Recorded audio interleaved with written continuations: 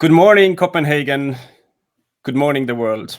Welcome to the third day of the CPH Docs Documentary Film Festival's Industry Conference. My name is Sten Saluveer, and I'm the curator of the day called Tackling Disruption, Industry Platforms Audiences. And today with me, there will be 10 speakers across the globe, joining with me in conversations, in video links, in presentations, to really discuss and contextualize what role documentary has to play in this world, how documentary ties into social responsibility and bringing forward lives of our invisible cohabitants or co-residents. How do we develop new talents? What has documentary do with technology, with AR, VR, and art? How games, which are becoming a massive industry in its own right, are collaborating with the documentary industry to build unprecedented franchises. We're looking also into big platforms, streaming. We are streaming today instead of actually meeting face-to-face in Copenhagen, and it's going to be a new reality. So what will streaming do to the documentary industry, and how to prepare yourself for streaming? And we have 3 speakers looking at documentary and streaming platforms, originals on YouTube, and how would you as a filmmaker prepare your assets for the streaming revolution. And we're also actually going to finish on quite a serious note on our data, our democracies, and the future. Many countries across the world are going into lockdowns to prevent the spread of this terrible disease that we're all facing.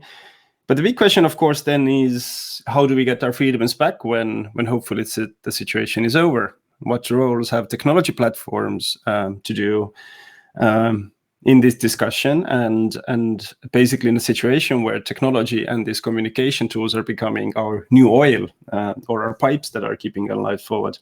So we're really getting a 360 view on what documentary is, how it sustains, and what kind of critical role it plays in the film industry, and what's going to happen in the near future.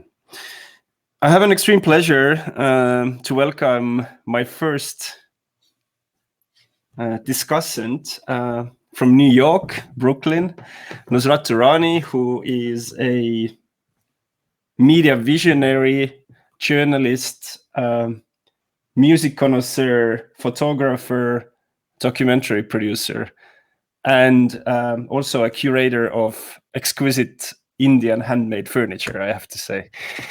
Nusrat is a person who has had a long time history of bringing the voices of the people unheard to the global screen and to the global audiences, whether he's through his work at MTV Networks or also actually bringing powerful stories to the screen with the help of some of the amazing filmmakers. He produced an utterly touching film called Madly with Sonu Shion, Anurag Kashyap, and Gael Garcia Bernal recently, and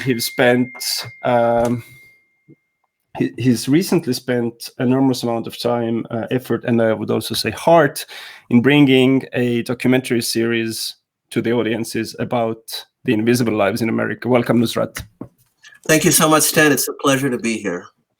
Nusrat, shall we start really talking about this, I would even say a groundbreaking and very necessary work that you've been doing for about 2 years, with a group of filmmakers. How did this series, which we will show exclusive footage and exclusive clips in a moment, how did this come about? Well, first of all, Sten, I have to congratulate the organizers of CPH Doc and you for bringing this conference online. I think it's a stellar effort. And I think it just shows how innovation in both presentation and creation of content is the way forward. So thank you for doing this.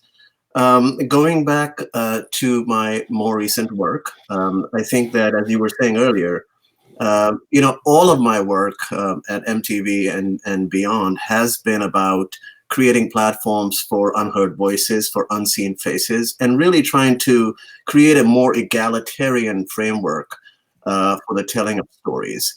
And with MTV Networks and with MTV World, as you know, my focus was really outward. In that, I was trying to, and with the great team we had, we were trying to really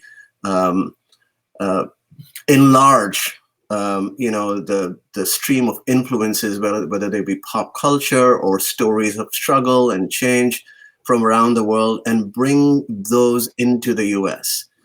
But more recently, what I found after extensive travel abroad, what I found that within the U.S. itself, there is an imbalance, and that imbalance is really examined in the more recent work I've done.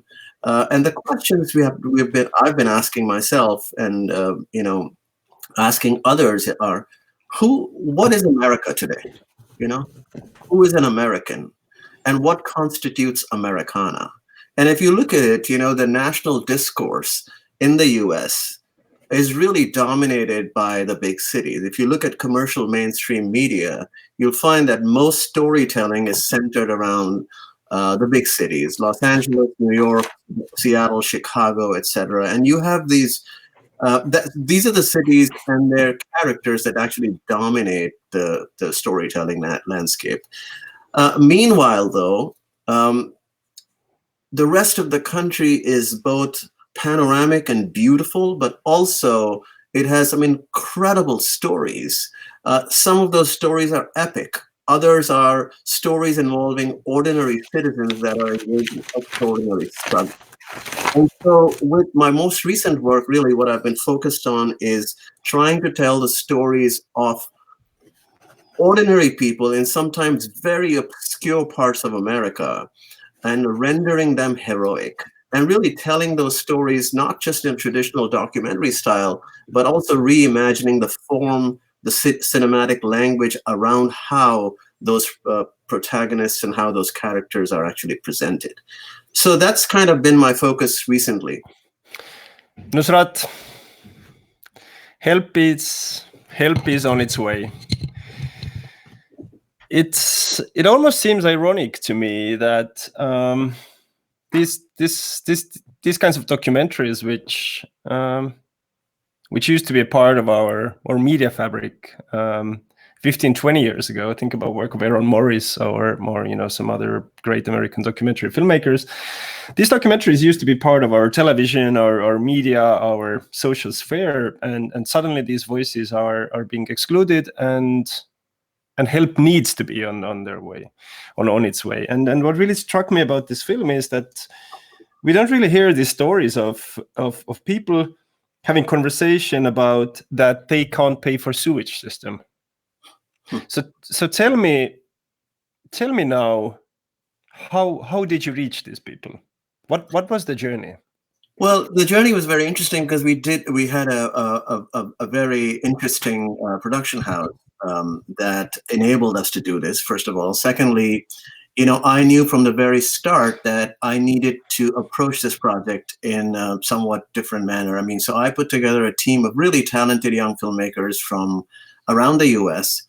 And we were clear from the very get-go that we will be focused on stories from very small cities and characters that really represent the true fabric of American society. And these were not characters that we wanted to feel sorry for, or tell people how terrible their lives were. Rather, we wanted to show these characters for what they really were. In case of, for example, Perman Hardy, the lady you saw in this film, she is she's an activist operating in one of the poorest parts of the developed world, but she is an incredible force of nature. Just I'm sorry to interrupt me, but I think our viewers or our listeners don't really understand the situation. I've had the conversation with you, but could you just frame this situation for us again? The situation is that the film is set in a place called Lowndes County, which is less than 20 miles away from Selma, the historic place where Dr. Martin Luther King actually went on this very, very epic march. But who would have thought that in contemporary America, there would still be a place where there is no sewage system? to speak of. So when you pull the flush, shit goes into your front or backyard. That's the setup. A place so poor that it still has hookworm, which is a disease associated with extreme poverty.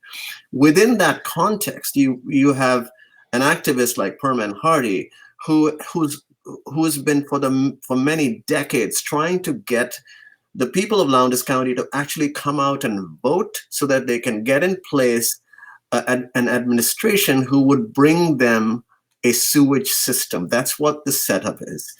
But this is also a microcosm of America itself. You have abject poverty on the one hand, and a really dire circumstance. But you also have this heroic and deeply inspiring person who doesn't want to be pitied and doesn't want to be given charity, who is just empowering her community, and she really is incredible. And I think the country is full of people like Perman Hardy. And our job with this series was to actually shine a light on their struggles and their achievements. And I think that the director in this case, Kevin Bay, and the rest of the crew supporting him really have done quite a remarkable job in telling the story, because we could very easily have fallen into this trap of feeling sorry for the situation, and yet you have Perman Hardy coming across as what she really is as an American hero, in my opinion. So all of the series is about that. And what we have done here is what I've tried to do throughout my career is really give tools and empower young people to tell stories in innovative and inspiring ways about people who have not seen their light, have not really been celebrated. And all of the stories are really about that kind of character. So this is just one of the many stories. There were also some other films which I've had the pleasure to see with you, and are also tackling other faces of America. There were films about communities in Montana. There were films about the immigrants and so forth. Would you just give a little bit of the heads up of the complexity of the subject matter that and the philosophy you were approaching the content? Yeah, sure. So this is also also reflects my own journey. As I was saying to you earlier, that I've been for the past 15, 20 years traveling the world in mining content and creating productions for MTV and telling stories from around the world and bringing pop culture from the rest of the world into the US and into the Western Hemisphere.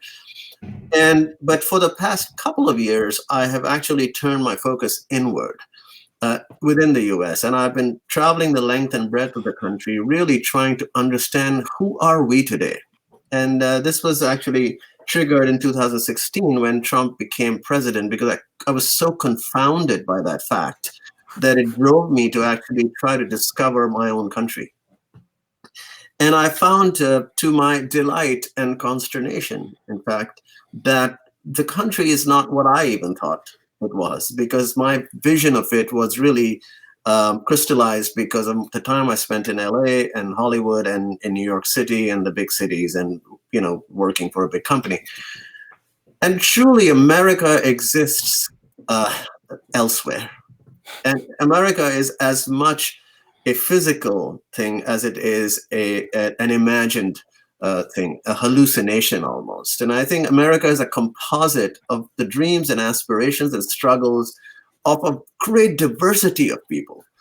And so whether it be the drug addict barber in the Deep South who has now found religion and is healing his community, or it be the lady ranchers, the female ranchers in Montana who are actually struggling to survive and doing an incredible and heroic job, or it be the Muslims in Arkansas who are obviously bravely withstanding deep discrimination, for example, or it be the Pacific Islander community of Utah, a minority that very few people know of or have heard of, or the transgender community in various states of this country, who are marginalized and really hated upon.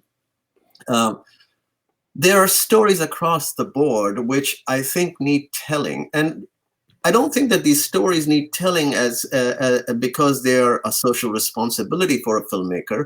I think they also need telling because they're incredibly inspiring stories. And they are the stories of the real America, the America you don't see.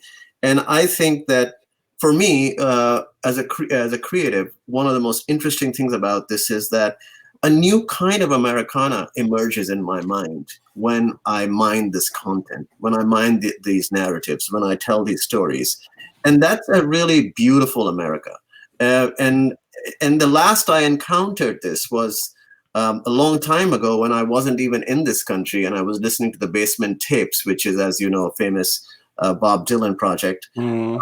That's where I encountered these types of characters who are both obscure but also larger than life and heroic. Nusrat, we have time for one more question. There are many documentary professionals, editor, commissioning editors, financiers tuning up to our industry conference.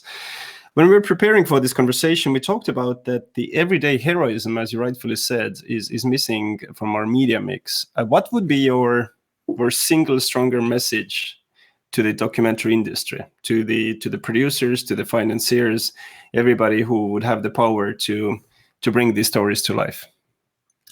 I think we have to be bold and we have to take risks and we have to innovate the form itself. I think for documentary filmmaking to appeal to a younger audience, we need to really speak in contemporary cinematic language. And the beautiful thing is that with all of the streaming platforms now and all of the great visionary content creators, there's a lot more permission being given to documentary filmmaking. So this is a great time, I think, to be a documentary filmmaker. But we have to evolve the form itself. And I urge anyone who's trying to finance a documentary project to not be nervous about what they're doing, to really be bold. And always try to tell stories of people we have not heard from or seen. That is, I think, if anything, that is the first thing I would say, because the future belongs to those we haven't heard from. If I would summarize our conversation, then today's main topic was about innovation. And as ironic it might seem, during these turbulent times, innovation is something not connected so much to technology, but it might be also connected to our inner self. It's about finding our everyday heroes. It's discovering our countries. It's discovering our communities. And also, perhaps, it's also discovering ourselves, what we are as humans here in the year of 2020. We have to evolve the form. We have to utilize the digital platforms. Thank you so much, Nusrat, for joining me from New York. I appreciate our conversation, and I hope this new amazing series will reach its audience soon. Thank you very much. Thank you very much for having me, Sten, and to all the audiences out there. Keep making beautiful films and keep telling the stories that haven't been told. Thank you. Thank you. And from this conversation, we're going to take a small break, and then we will be having our next conversation with Alan Sternberg, a digital producer from Berlin, who will talk us about his amazing journey of combining technology documentary in his work with award-winning street artist and documentary filmmaker JR. We'll see you soon in the next conversation. Thank you.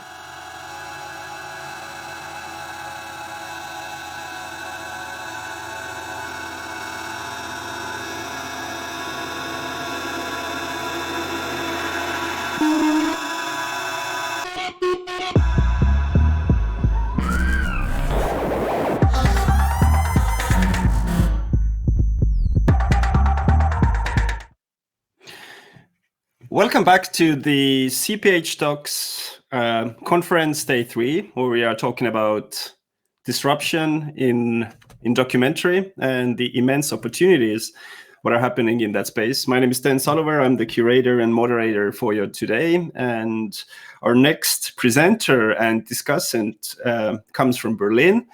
he has had a very multifaceted career, originally starting in the music industry. If some of our audience knows a legendary records company, which almost single-handedly started the new jazz revolution in the world, it was called Compost.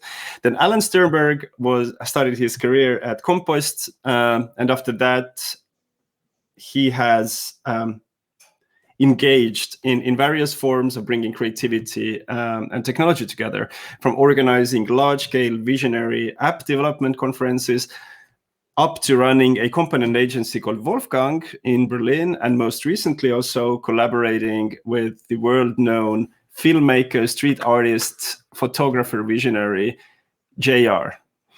JR is a very interesting example because he's really mastered filmmaking with our industry areas such as Agnes Varda, has been awarded at Tribeca and Cannes, but also has really used documentary and, I would say, philosophy of documentary, again, of bringing powerful stories to the world through the help of technology and through the help of Alan and his team. Welcome, Alan.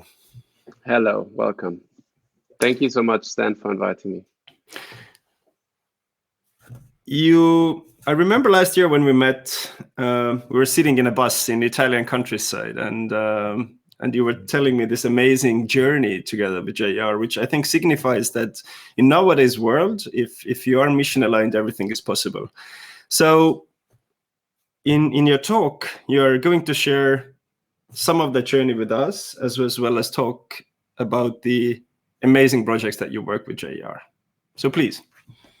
Thank you. First of all, I just feel need to clarify one, like the introduction with Compost, I was laughing really hard because I was 14, 16 at the time, and I was DJing with all the guys that were producing at Compost. I wasn't a producer at Compost, but I was very close with the people there, but in case they're listening.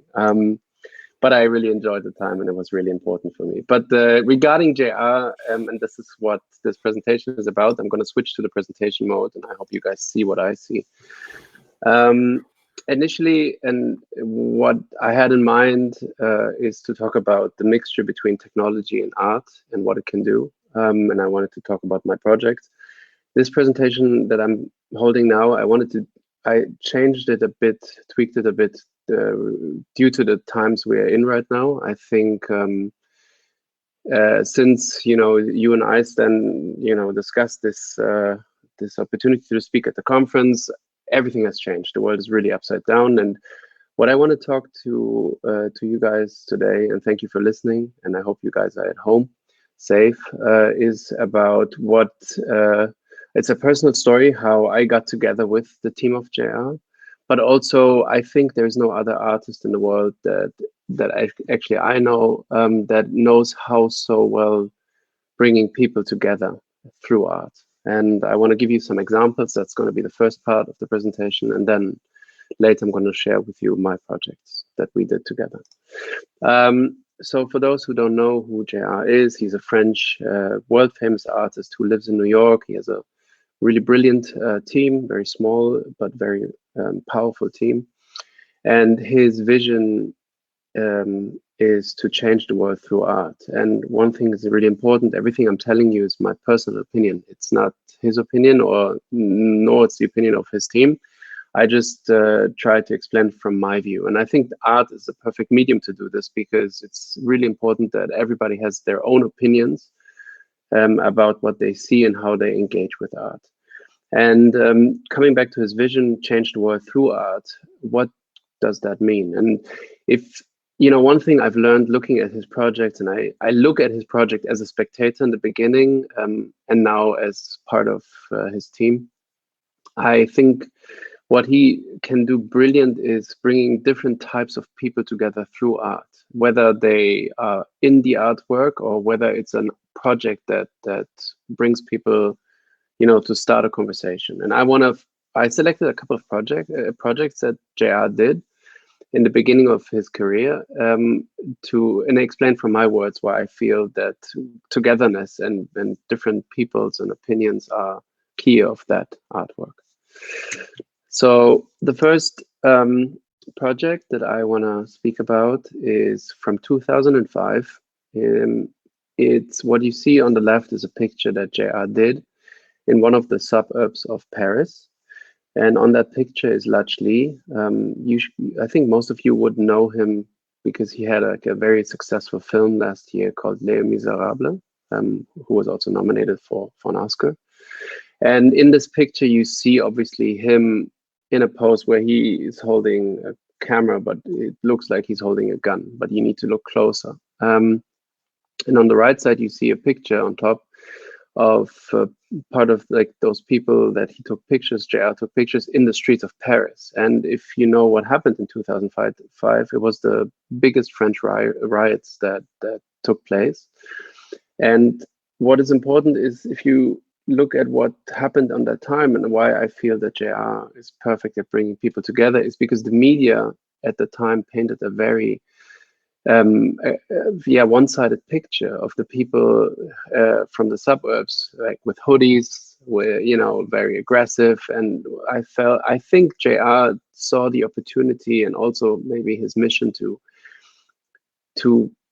bring a spectrum to it and to give a different perspective and get people talking about this. So he took a camera and he took pictures and he pasted them on the streets of Paris. And there was a lot of media coverage about those pictures that he did. And for me, it represents really what he's trying to do very early on from his work is really, try to take a very one-sided topic, either to the one side or the other side, but try to get people to have a dialogue about this.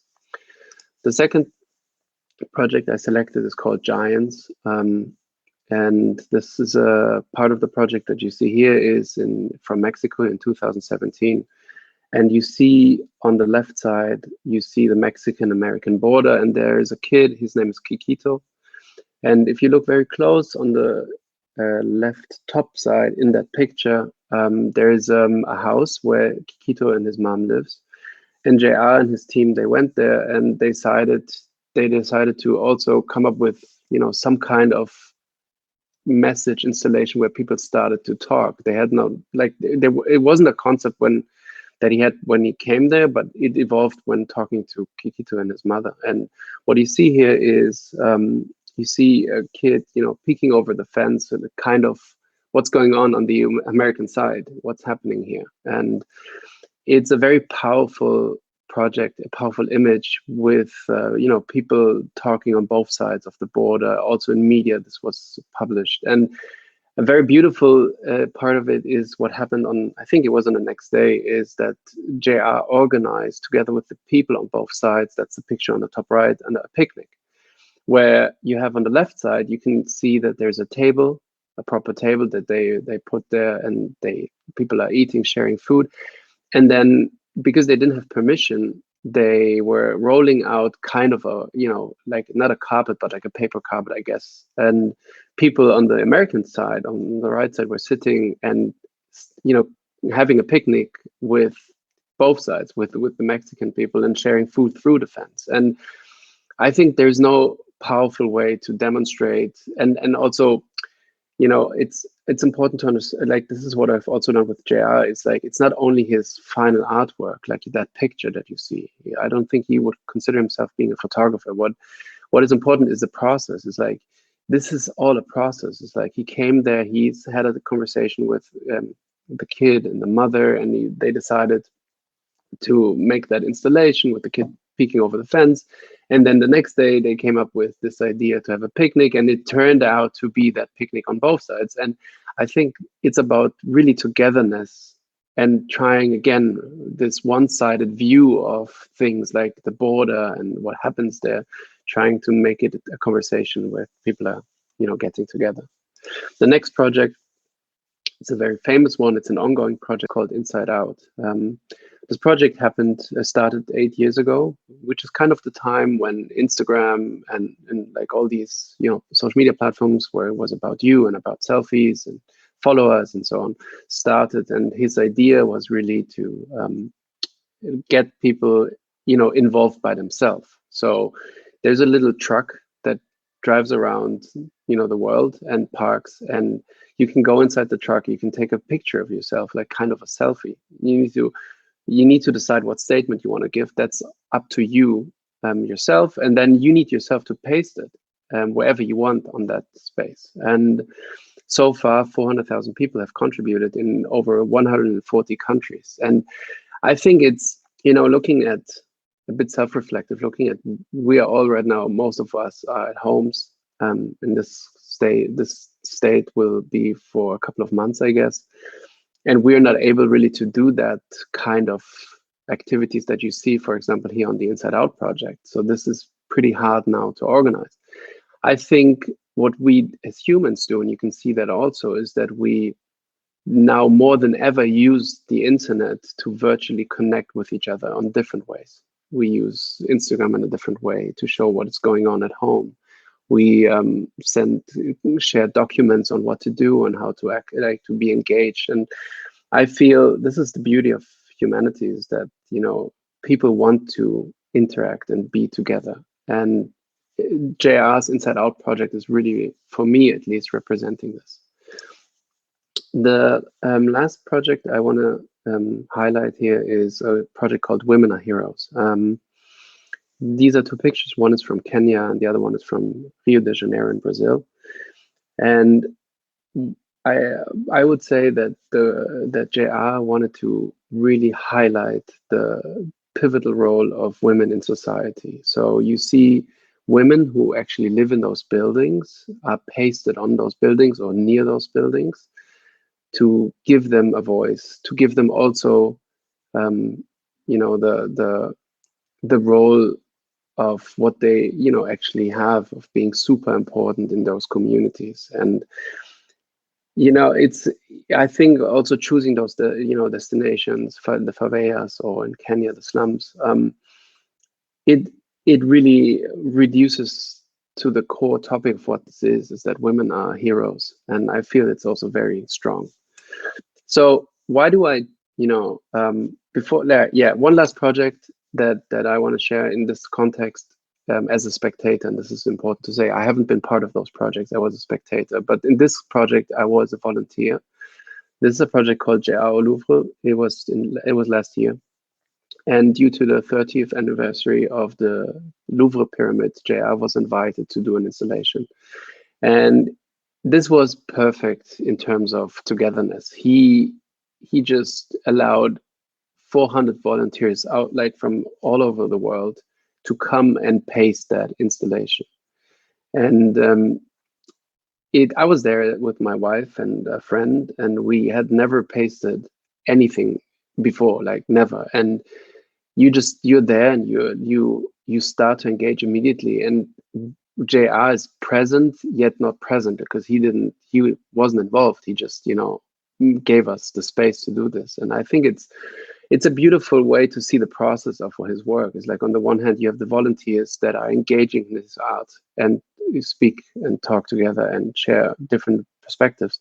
And then on the next day, when he opened the place to the public, it was also very beautiful to see that people are going and talking to each other, and they feel connected. They, touch the artwork, they talk about it, they take it back home.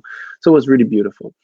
And why do I tell you these? I think it's important. I really told you that I felt that I wanted to shift my presentation a bit from, technology and art and talking about that process to togetherness, because I feel we live in times where it's really important to highlight that.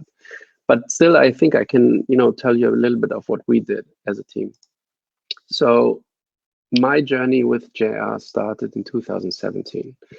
Before that, I was a spectator, as I told you, and in 2017, something pretty, magical happened in terms of meeting people and togetherness, which is, I was in Tuscany with my family. So you see on the left side, me, the schmuck, the idiot, trying to hold the Pisa Tower with my two kids. And I retouched this very little airplane on that picture to showcase that it was my fault that we missed our flight back to Berlin on that week. And then the beauty out of that coincidence is that because I missed my flight, I met Mark, who you see on the right side, in the residency that we lived in. And Mark was introduced to me through another friend, and we instantly became friends. And he told me about his work and what he's doing with JR. And he's like one of the oldest companion of JR. He's the producer. He makes like all the beautiful projects that you saw. He made that happen. He's really part of the core team. And he and I started a conversation that lasts until today, which is, you know, if you look at JR's work, he portrays people, he brings people together. But one thing that was missing is the stories of those people. And if, you know, my background in technology, I had this idea, I had a lot of ideas on how you can, I mean, the simple idea, how you can give those people a voice. And that was a discussion that, like an ongoing discussion that we had. And then 1 year later, in 2018, because I was working at the time in a different company, my best friend, he really encouraged me to call Mark and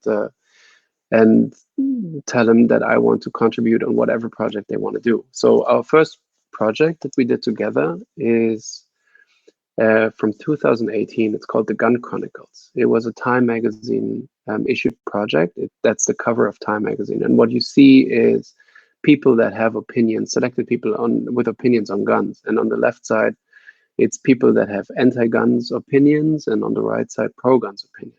So if I would just tell you that, you would have an opinion, right? Like either pro-gun or anti-gun. But what I like about this project, it's the spectrum of opinions and of stories.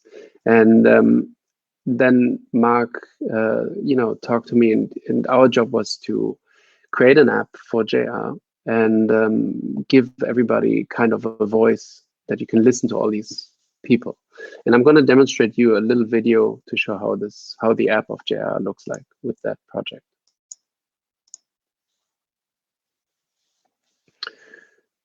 So this is the app. If you select, like, these are all the projects we did with the team. So if you select the Gun Chronicle project, you can see all participants in the artwork, but it's but here basically everybody's in motion, which is it's really beautiful how they produce that.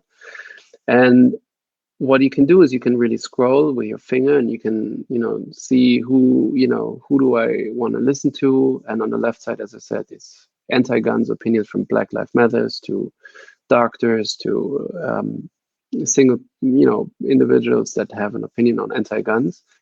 And then I guess in the middle there are politicians, or some politicians. And then on the right side, you have pro-guns opinion.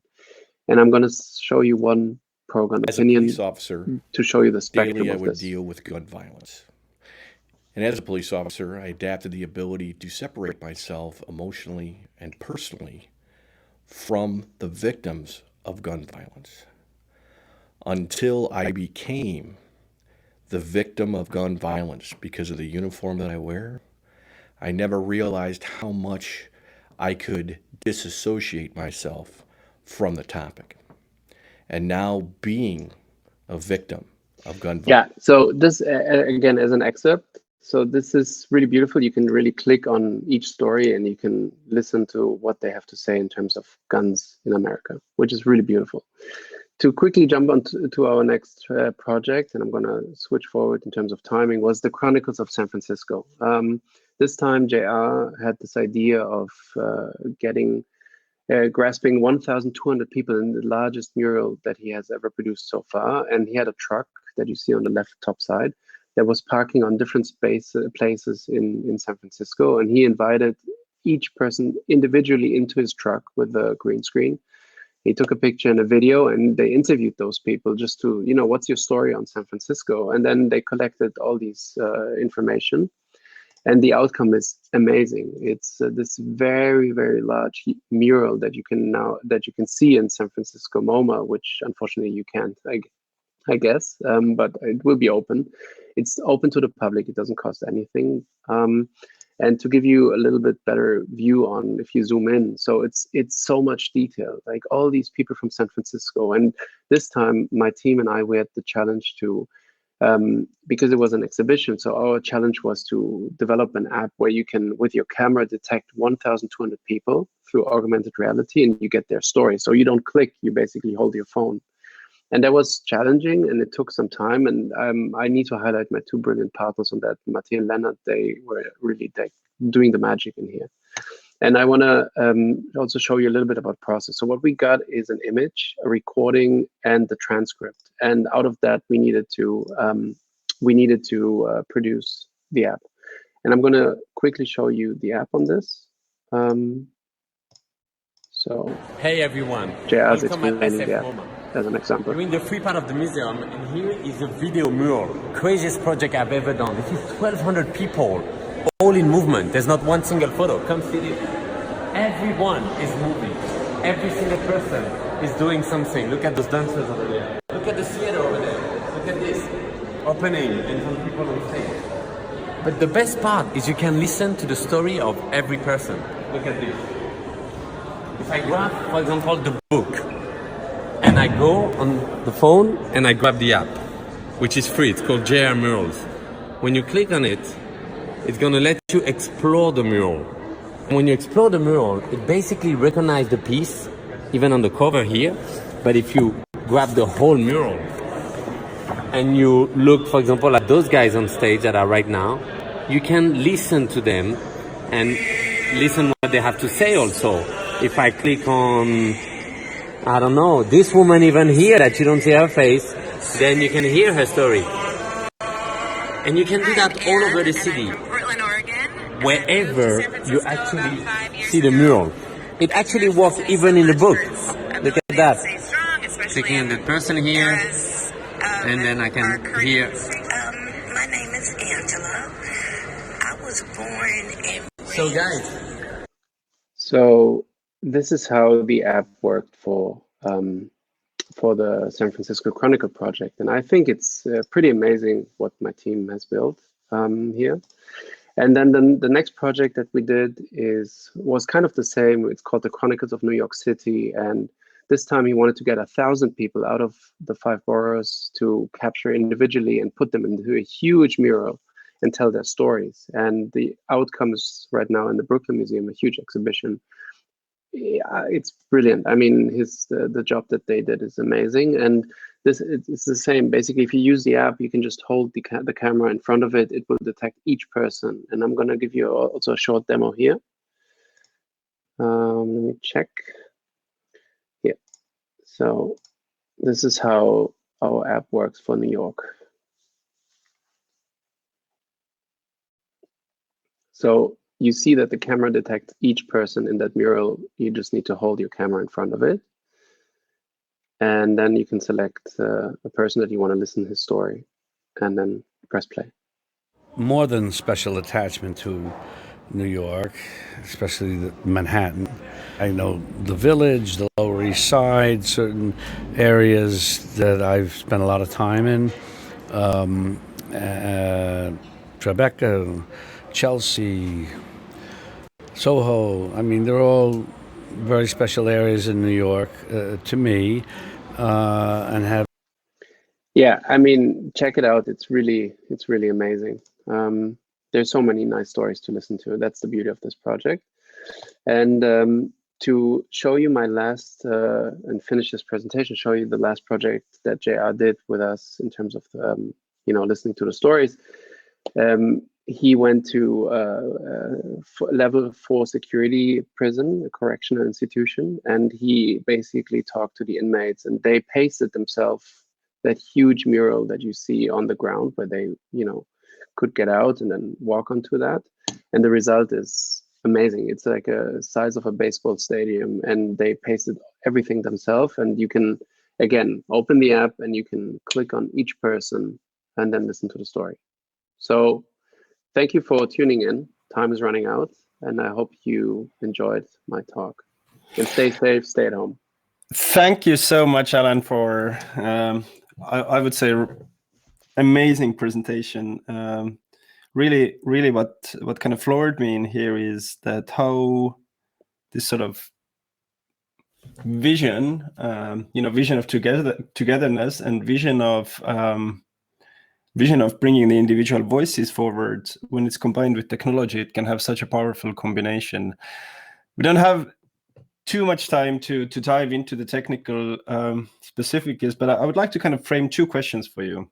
Do you really see that in your collaboration with JR, Documentaries transforming, that it's not anymore contained to, let's say, the classical audiovisual medium? Is this really some kind of a birth of a new form or new transformation of documentary? I don't know. I think what I've learned in the past weeks and months, honestly, is that everything is so multidimensional. I don't feel that that we did some groundbreaking thing. What I feel is that if you, and that's what we focused on, if you stay focused on what's important, which is the stories of people, like you couldn't see any features within the app. It was just a camera. I think that's that the simplicity is the most powerful thing, and content is king. I mean, if the content would be shit, then the technology is useless.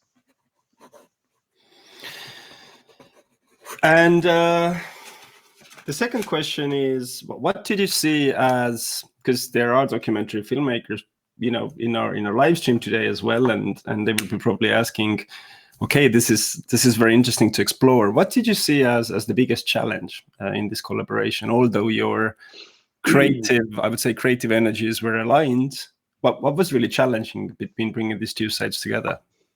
I think the most challenging thing out of my perspective, and I'm seeing myself as a tech producer, is to find the right team. Because technology is not back and front end anymore. It's not so simple. Like you need to really find, not only from the skill set, but also from the mindset, the right people.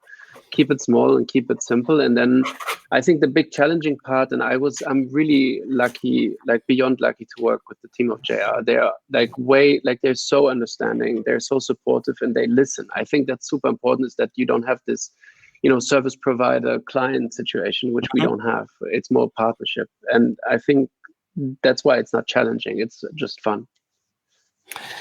Thank you, Alan, for sharing these amazing art projects with us and joining us from Berlin.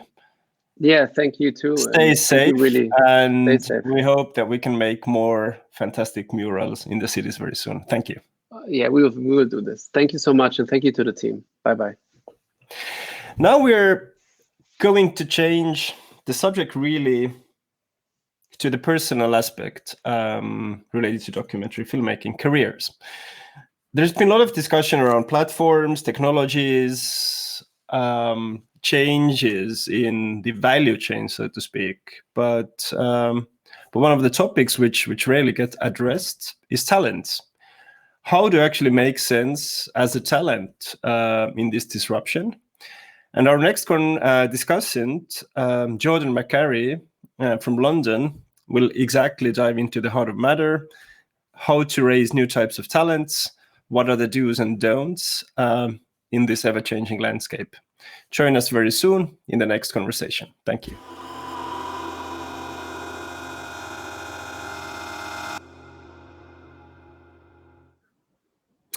Welcome back to the Innovation Conference of the CPH Docs International Film Festival. My name is Sten-Kristian Saluveer. I'm the curator of the day. And in a second, we are going to tune into, I think, a very underrepresented topic not only in the documentary world, but I think in the film industry in general, which is talents.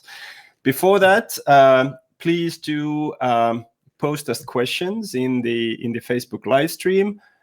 Share the live feed with your friends and colleagues, because unfortunately, as you know, these kinds of conferences would sadly become our new normality for the time being. And I think that requires a lot of new skills, persistence, and learning from the talents as well. But without further ado, I have a great pleasure to introduce Jordan McCarry, who is Head of Talent Development and Production at Film London. I've actually wanted to converse with Jordan for a long time, and it has not happened. We wanted to do it in Copenhagen, and now we are here online. Welcome, Jordan. Hi, thank you for having me. So your career has really been focused on bringing new talent to the forefront. You worked at Vimeo in the curation department, curated that infamous playlist, and now even besides that, worked at Partisan, which is, I would say, a power player, in terms of bringing these very foresighted talents forefront. And now you're at Film London, doing everything from strategy, both on shorts and feature-length productions, web series, gaming, and there's been a lot of exciting other initiatives as well. So, Film London, not only a film financing agency nor a film commission, but an organization really focused on talents. Why? How? Well, Film London is a really sort of quite well, I wouldn't say we're a big organization. We're about 50 people in total, but we do a lot of different things. And that's everything from sort of supporting productions and big studio productions in London to looking after the London Screen Archives and exhibitors in London. But my team looks after filmmakers, and we have other departments. We have the Flame-In team, which is Film London Artist Moving Image, support to artist filmmakers and experimental work. My team is much more about your sort of narrative filmmakers. We support documentary people and anything that comes along. We have a sort of couple of production schemes that we are well known for. One is Microwave, which is a low budget feature film scheme. And we have just made, in the last few years, 6 more films there that will be coming out across the year. Well, we hope, depending on what happens with exhibition in the next few months. And we also make short films. And that is, historically, it was a scheme called London Calling, which was funded by various boroughs of London and also the BFI. And in 2018, that evolved into us being the London partner of the BFI network, which is the British Film Institute's work to support new and emerging filmmakers across the UK. I want to really a little bit talk about the Microwave, and kind of your role in the Microwave as well. When Microwave kind of came out, it was, how would I say it? It was a sort of a bucket of cold water, so to speak. Because historically, talent development has been very conservative. You've been most likely you just polish, and then you're being granted that very specific moment, and then you're allocated money, and then you're good to go. Microwave was something that kind of turned that model really upside down and said, "Hey, go do it!" Right? What was really the kind of the idea behind that, and where did that courage come from?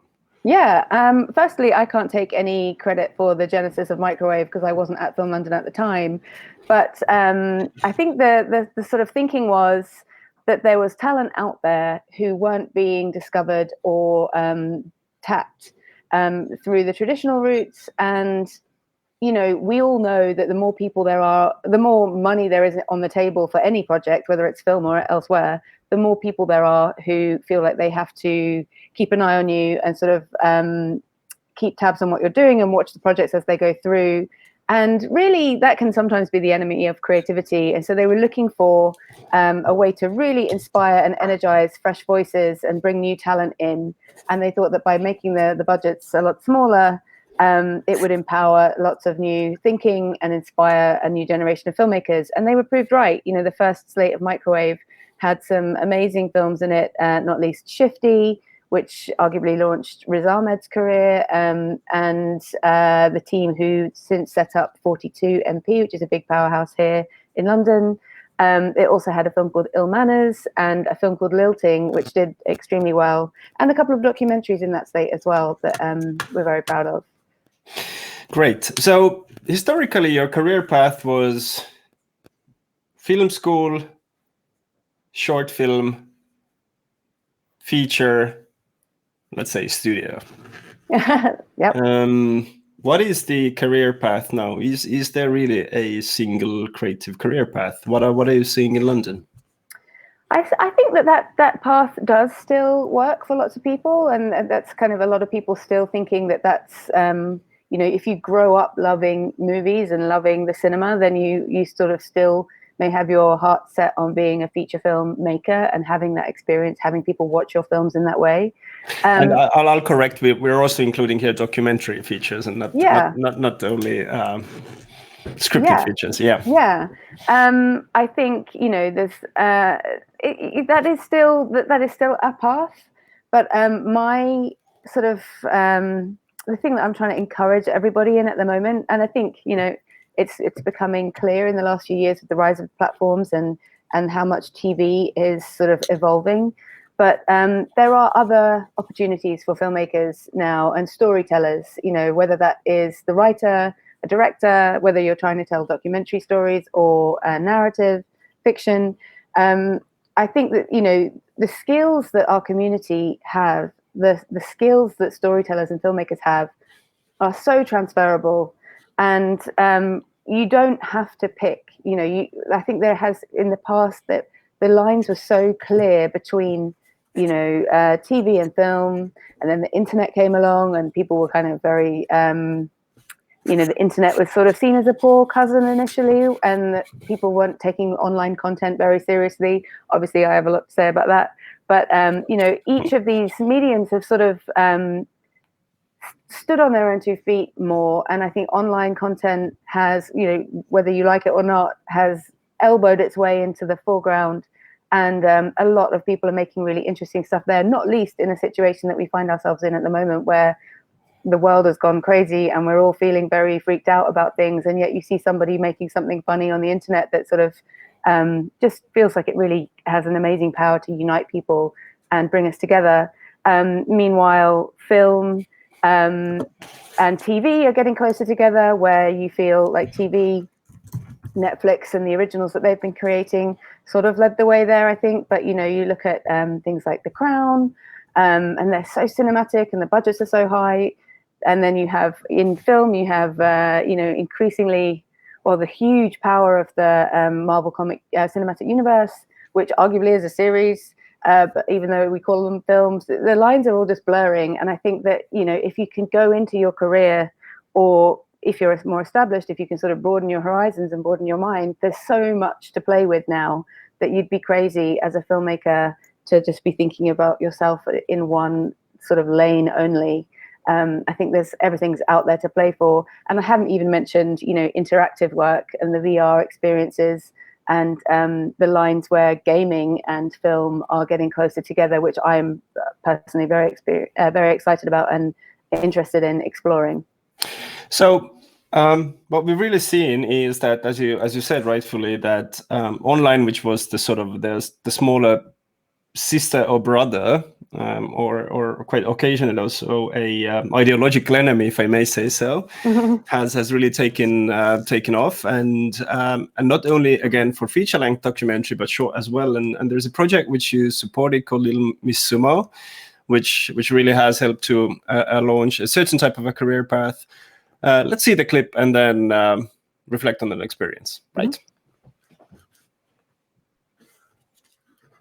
今年は世界一狙ってます。そのために一日一日大事に稽古をしていきたい。土俵に上がる段に足かけた時、こっからはもう一人だみたいに思う時はあります。一試合一試合で自分の 100% の力以上のものをどんどん、宗教的な理由で昔から女性は土俵に上がれなくて、女子相撲にはプロがありません。小学校の1年生の時に相撲を始めて、そっから3年生ぐらいまでは男子相手にしても負け知らずで、男子はプロ行きたいとか比較的簡単に将来と相撲を結びつけて考えることができてて、多分女子は小学校を卒業したら終わったりとか、女子が上がっちゃダメっていうルールは変えていってもいいのかなって思ってます。私たち女子相撲をやってる人がそれぞれに声を上げてジェンダーに対して戦ってくれる人も増えるんじゃないかなと思ってます。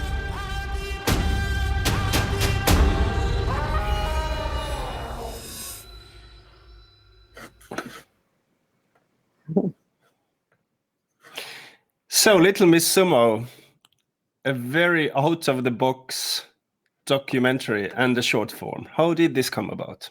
Well, this is just, there's so many filmmakers that we worked with and so many projects that we're all so proud of. But I just thought this was an interesting one to talk about today because it actually was commissioned in the last round of our short film scheme, London Calling, which has since evolved into the BFI Network funds.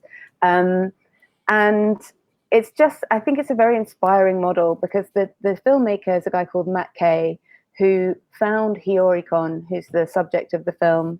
And, you know, clearly it's an amazing story to have a female sumo wrestler, because that's something, you know, I'd never heard of a female sumo, and I didn't know much about the sumo world and how women just are completely excluded from it. But Hiyori is a gender studies student who loves sumo and has played sumo all her life and is looking to sort of drag this very traditional sport into the 21st century.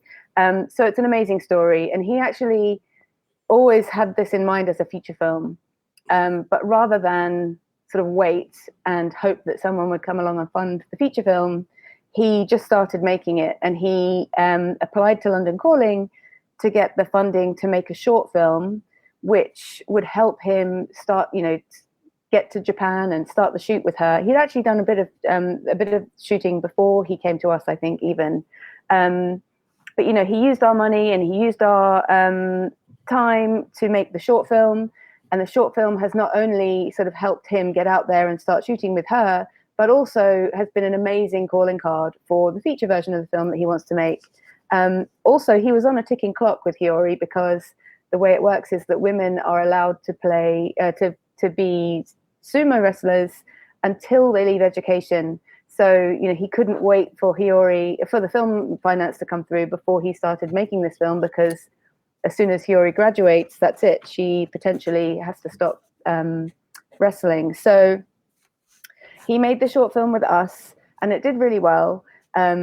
That was just a trailer there that you see, but the film is available through Netflix, who acquired it after it was finished. It played at a few festivals and got the attention of Netflix, who acquired the film. And I haven't heard the latest. I checked in with him this week to see if I could get an update for you, but he hasn't come back to me yet. But I hope that the feature will be either made through Netflix imminently, if it has gone as well as we hope it has, or certainly he's in touch with lots of other financiers as well. He came to our finance market that we put on at the London Film Festival last year, and everybody's very excited about this project. But I just think that that's the kind of initiative that I find really inspiring, when you just have somebody who knows they've got a great story, they've got a brilliant film, and they don't wait for permission as such, they just get on with it. I think it's really important that filmmakers kind of create their own momentum like that, because it's much easier to get people excited about a moving train than it is about, you know, a theoretical train that you're hoping to get off the ground or hoping to get out of the station at some point in the future. So this is super interesting. It almost seems like, how would I say, counter-truthful for somebody who works in the public film financing and saying, like, seize the momentum and bypass our curatorial judgment.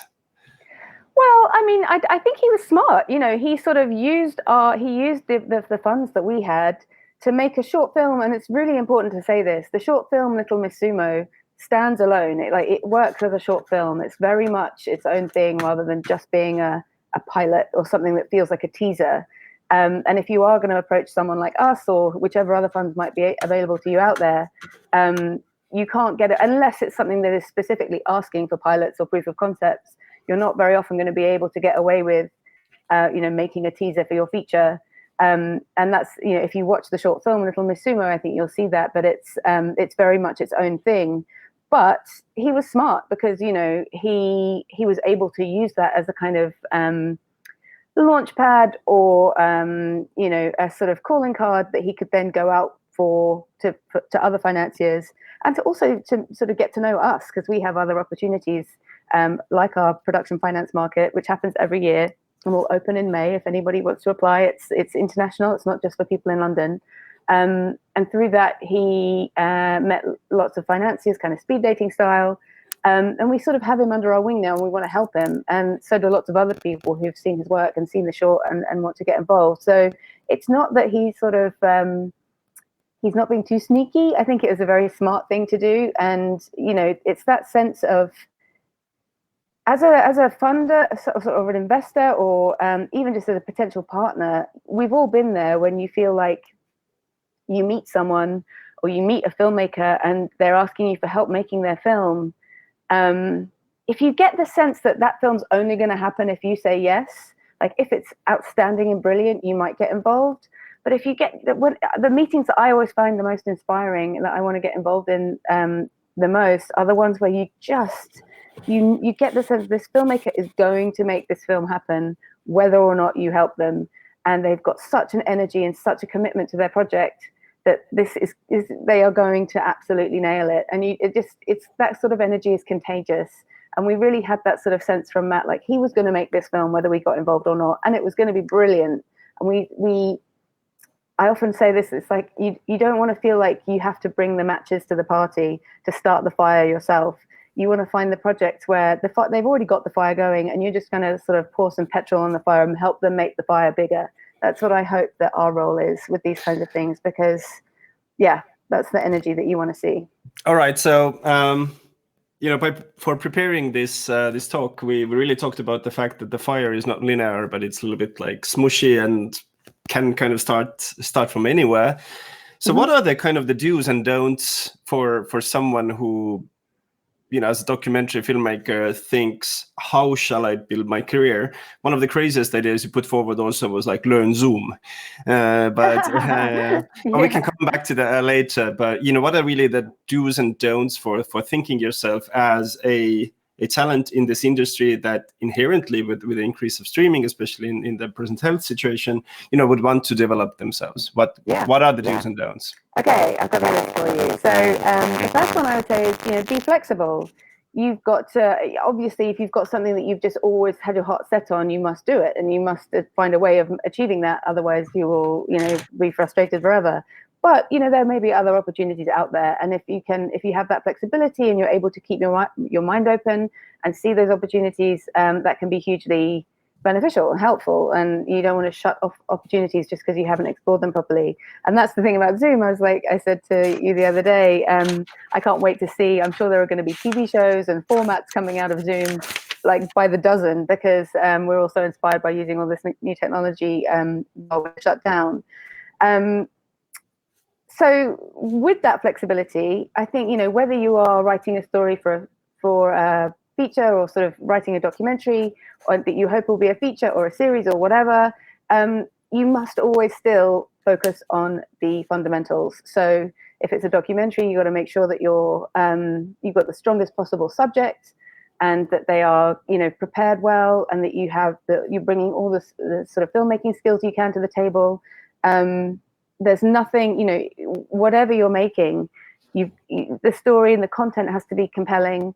And, if you're working with actors, you're making sure that you've got the best possible actors you can, whether if it's a subject that's a non-actor, making sure they're as comfortable and as strong on camera as they can be. And particularly in this day and age where people may be doing things, on the hoof a bit while we're all shut down or locked in, sound, you can make something, you can shoot a story on your phone in a really basic way now, and you can have huge reach with that. But one of the key things that people overlook all the time is sound, and making sure that you've got the audio quality that will help people engage with your film. Another do I would say is do your thing, do your thing. I think specificity is something that we all get excited about. If you're trying to write a very general film, or if you've got something that you see as, this is going to apply, this is going to be interesting to everyone, I'm going to have such a huge audience with this project because it's very universal. It's like, that's not, it's very hard to make that work and to make that truly engaging. So, be true to yourself and write the story, or find the subject that you think is just most compelling to you, relate to your personal experience, and speaks to your community. Because weirdly enough, being very, very specific like that is actually, I think, the route to the best kind of most transformational universality, and makes the most universal work. And then for my don'ts, actually, that's the other thing I was going to say as a do, is do create your own momentum, like Matt Kay. I think, getting off and up and running and just making something, or having that sense of feeling like you're going somewhere, is very, very engaging for people that you might be talking to or hoping to work with. So I do the don'ts. You ready? So my don'ts, I would say don't bite off more than you can chew. We have a lot of people applying to us with projects that they feel like, because they're coming to a public funder or looking for sort of formal support and help, they have to make something really big and ambitious. But actually, if you know you're not quite there yet and you're still at early stages of your career, there is no harm in writing something simple or aiming to make something simple. So long as you focus on the fundamentals and you make sure that you've got everything in place there, and then you make the best possible version of that thing. If you overextend yourself and you try and do something really big just because you want to try and impress people and you don't quite nail it, that's not going to get you as far as doing something that you really can do well. Another don't I would say is don't think at the moment, like with everything that's going on in the world and the world being in crisis, don't feel like your work isn't important because yes, at the moment we all see what's going on and we all wish we could build ventilators or, be on the front line of helping people in some way. But actually story is just such an important, so important to human beings. And I think whether it's uniting people and spreading messaging or whether it's just giving people escapism at the end of a hard day, story is incredibly important. And, I think it can unite people like nothing else. But on the flip side, if you can find a way to use your storytelling skills in a way that is beneficial to your community right now, obviously you should try and do that. And my last don't is the very straightforward one: don't give up. This is something that nobody ever said that this industry was easy, and more than ever, there's so many people out there trying to do this or making great content. But if you keep going and make the work that you really, really believe in, I hope there is space for everybody, and more than ever, there's more outlets for creativity and storytelling than ever before. So keep going. Thank you so much, Jordan, for the short dive into the underbelly of developing these great talents. I fully agree with you. We should not give up, despite of the situation we are. We need great storytelling, even if they would be on Zoom. And I really look forward for the first short film shot on Zoom, financed by Jordan and Film London. Thank you so much for joining for me from London. Thank you so much. Thank you. Bye. So now we actually start looking the big players, platforms. As we talked before, there has been a lot of misunderstanding on the opportunities and the mechanics of platforms. And our next speakers, Uri Levanon and Luke Hyams, along with later in the day, Mitch Mallon, will explain us what is really happening under the hood in terms of opportunities, content, as well as preparing your assets for online streaming platforms. Join us very soon in the next session with Uri Levanon, and please do post your questions on the Facebook live stream.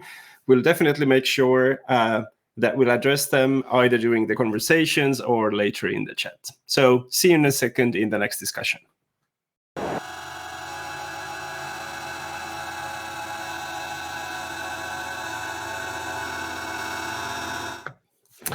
Welcome back to the CPH Docs Innovation Conference. And in the morning, we talked really about the role of creators from a point of discovering great stories, having technology to compensate to tell the stories in a new way or in a better way or in a more innovative format. We talked about yourself as a talent and what Jordan said, you need great writing and addressing the momentum. But now we're going to basically look at the other side of the equation, which is platforms and the immense roles the platforms actually can play for documentary content. With me, joining the conversation from Stockholm is Uri Levanon. He's the founder and CEO of Haste Media, which is a boutique digital entertainment and media advisory.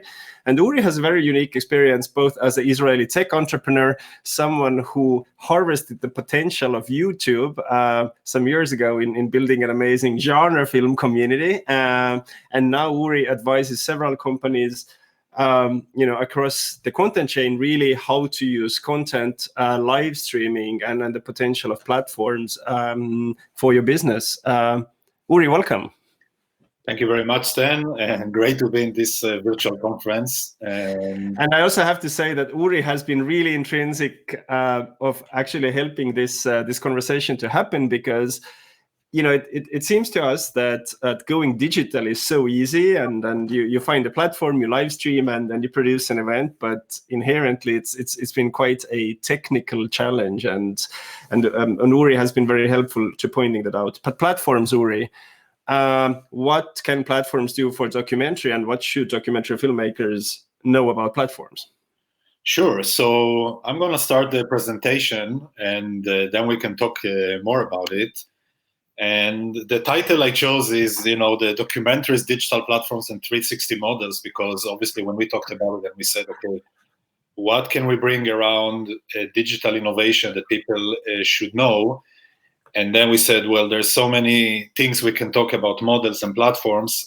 So we just try to put the spotlight on the key things and do it in a Berserk session.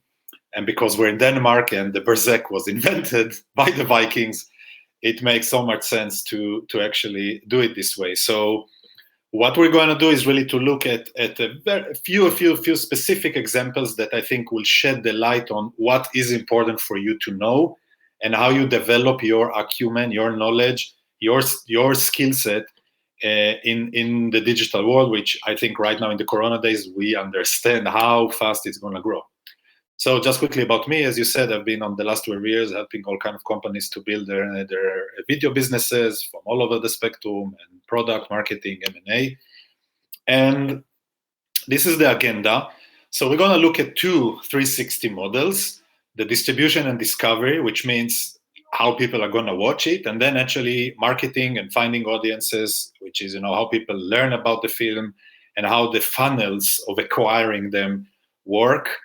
And that's going to bring us to a major question that we started to talk about in the Black Nights Film Festival, and I think we're going to talk about more. And I'm using this opportunity also to float it because I feel it's a relevant thing to discuss after we look at these 360 models. And then a little bit of examples, like what happens when you don't do what you need to do. It's an example from my experience, and a couple of interesting things that happen in the digital first world that we can use as inspiration and as a way to think of where things are going and what we can look for. So why 360 galaxies? Put simple, it's just a great way to look at a model. I just find it super useful. So that's why it is. I know 360, big buzzword. Everybody wants to put 360 on anything, but when you want to see what's around you and how to relate to it, it's just really helpful. And the first thing is naturally distribution. So I think just quickly to look at how distribution of documentary films used to work, grosso modo, right? In a general view, if you had like an amazing film and it was appealing and it won some prizes, yes, it can be a film release. Werner Herzog, these kind of things, Baraka, and a few other examples, and it can be theatrical, distribution. But the main business was always filling hours of linear watch time. The main was always the TV, broadcast, and cable, and then film festivals. So mostly, creating a documentary film in the business perspective, in distribution perspective, was like, okay, there's like lots of TV stations, they need to fill the hours. We create content, everybody's happy, and it continued to grow, and more TV, and globalization, and everything is nice. But we know that today the model is different because we do have a bigger planet that is growing and continue to grow, and that's where everything is happening. And then the streaming and OTT. The other things continue. You still have TV, you still sell to TV, they still need to fill hours. Film festivals are still happening. It's all great, but it's not the main vector. And getting a film release is ever more difficult these days. And the thing in the streaming OTT, as all of you know, I'm not renewing it to you, but it's important to repeat it and emphasize it.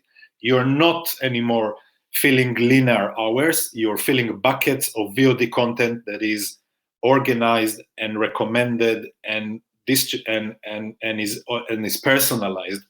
So that creates a fundamental shift in how the whole distribution model works. And because this is where you are now going to be focused on the next years, it's important to understand what does it mean in terms of understanding this digital ecosystem and for you. And the main thing that we know, but it's important to again put the emphasis and make and point, the takeouts, is discoverability is different.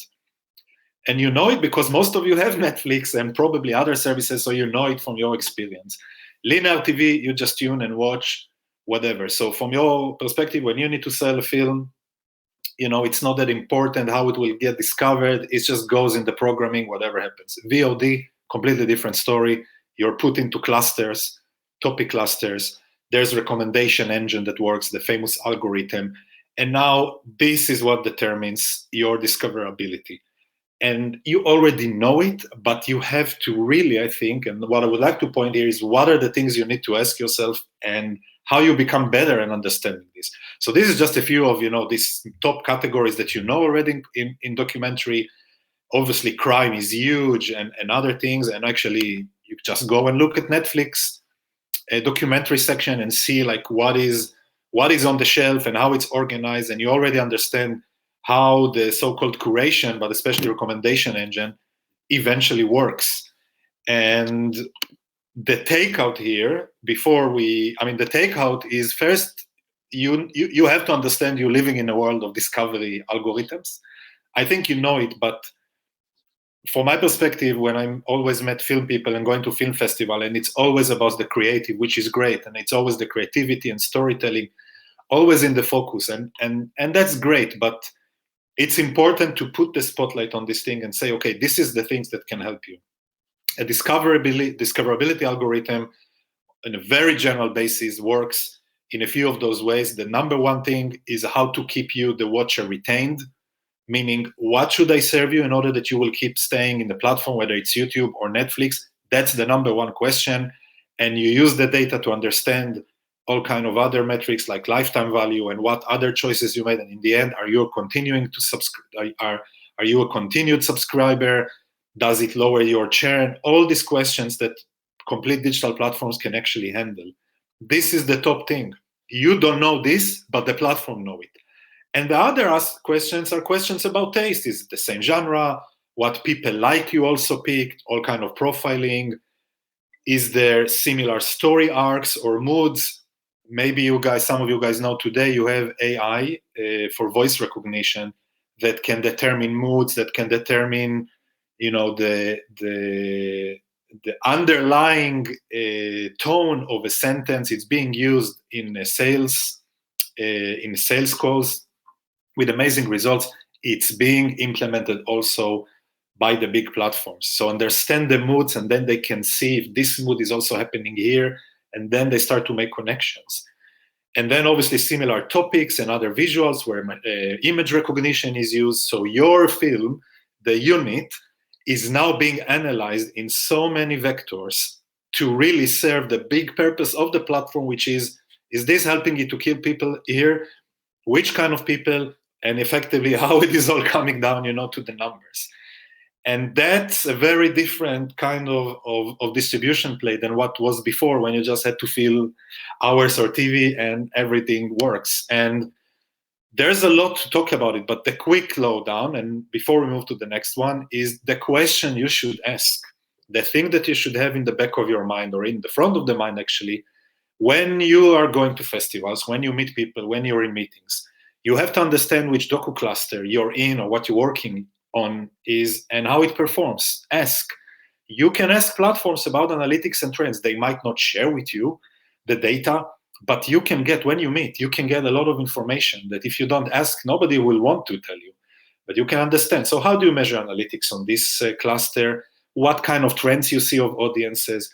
Which of the subgenres are really working for you? Tell me more about what kind of dynamics you see. The more you will ask everybody, the more you will get this more information and will strengthen your ability to understand. You can research trends on open platforms, like I did this with Red Bull. That's a big project I worked with Red Bull, to really see what, you know, stuff goes on YouTube and Facebook and Instagram TV and other areas, and understand a little bit about growing trends.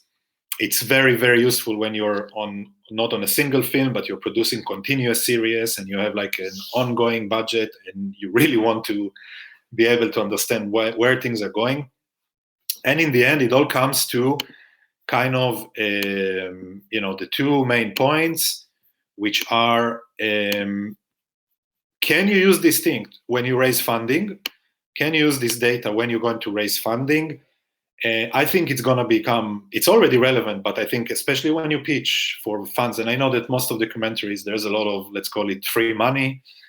But it's good that you can say, hey, but this genre, it works like this on these platforms and on these smart TV apps. And here's a little bit on the outlook on how distribution works for this type of films. Interesting information. I'm telling you, if you'll be able to show these things, it's going to help you.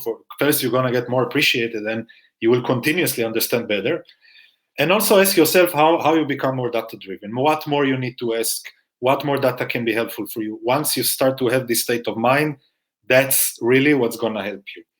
And it's an effort you have to make, but it's not that difficult. And when we move now to the second, so to speak, model, which is about marketing and audiences, again, there's so much to talk. We have to kind of in 3 minutes just to give the highlight here. And this is more for anyone who's doing distribution or is an OTT platform. But I feel also the creators need to know it because, again, it's a type of skill set and know-how that you just need to have as part of your digital toolbox, digital acumen. It's important that you know it because it's going to help you understand how to maneuver. And, this is just a few of those types of marketing. I mean, there's lots more, but obviously, out of home and display and content marketing and paid social and this huge growing thing of influencer. And I'm putting it here because there hasn't been much talk about what can be done with smart influencer marketing and film. And there's a lot of potential. It's just that the playbook hasn't been, I think, figured fully. And this is something I think we're going to work on through this year as well, because it's very interesting. The key thing here to understand is that always people used to say, well, somebody else is going to figure the marketing. Yeah, distributor figure the marketing. They're going to figure the marketing. But you need also to understand those things because that the marketing data and the marketing operation is so directly connected to what happens with discoverability and the bottom line of understanding this is the money that went and this is the end result that comes in terms of viewership and people signing in and people staying on the platform. It all comes down in a whole funnel. And you should really start to understand how channel works. You don't have to be a professional digital marketer, but you need to understand the funnel and the data. You have to understand. And I can tell you, I've done workshops on this. Once you get this baseline and you see the models and you just play it a little bit and you understand, you're going to have it in your head. You're going to start to think like this and you're going to start ask these questions and you're going to improve your knowledge. But you have to bring yourself there. And everybody who's done digital marketing knows, I mean, so many people have done it. But again, especially in the film world, creative world, it's always been like this kind of, yeah, well, somebody will take care of it. You just need to acquire this knowledge and you have to ask distributors how they handle the marketing. I know it's always been like, yeah, they're going to spend this and that. No, how are you going to handle? Who's doing it for you? How do you view these channels? It's a lot of questions you can ask. And it's actually interesting when you look. If you work with an agency, and here I can tell you from personal experience, you really want to understand that they know something about film marketing because most digital agencies will try to do the least they can. Ask you about target audience, figure the creative, assets they need, fire something on Facebook, another platform, and well, this is it. This is the standard. That's what you get. But when you do film marketing, you really need to understand things that are very specific for film and specific to, for example, if you have an OTT in Sweden or in another country in Belgium, and now somebody wants to do a campaign and the campaign should send people to this OTT. What exactly, how is it working? What do we expect? What ideally it's going to bring and how it connects with the other channels. The better you know as a creator as well, not just as a distributor, how this works will going to give you a lot of advantage in understanding and handling these discussions and effectively really, becoming more and more independent. So it all goes to how you build your digital marketing framework, which means what is the structure you're using to understand how marketing works. Again, you don't have to implement it, but you need to know how to track it, what to ask, how to look at things, how to read these things. Historically, in the entire creative industry, just people don't care about it. And obviously, the more you do it, you understand how you get to your target audience. The more you ask people when you meet them in the parties, in the next festivals, hopefully, in the bars when you talk to them. So how this marketing worked for you? How do you try to target audience? What kind of things have you tried? And collect this information and write it down in a notebook and have your little, so to speak, digital scrapboard notes where you learn more about it. It's not rocket science. It's just something you have to open to. And when we talk about these things, about the platforms and the marketing, always I felt there is a question that's kind of coming, like, what is missing? Because if in the end it's all about having the great films on film festivals, in documentary, but also in fiction and other genres, always have to end up in those big platforms. Maybe we're also missing a platform that is a little bit more aligned to these audiences, to the audiences that are looking for this extra quality value, and to the creators that are doing it and really, really would create more of this amazing value, but need some sort of distribution vehicle that is global and is aligned with them. And my short answer is yes. This is a big topic. We don't have time to go over it, but if this is something that's interesting for you and you've been thinking about it, or you want to know more, just drop me a line. You'll see my email. I feel we're going to talk about it more during this year, and how to do it, who's going to do it, that's a big question.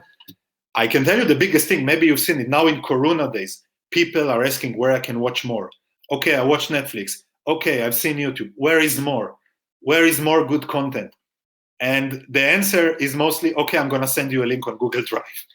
All my friends who are film buffs, who are film critics, they're running a Google Drive list of films. So now there's even a clear market validation or signal that there is a place here. And it's just, it makes sense to think more about it. And now a little bit about, examples. So I want to show you an example when you do stuff in digital, but then you need to work the digital the way it works. And that means that you have to treat it like it should work and not impose on it, old curation rules.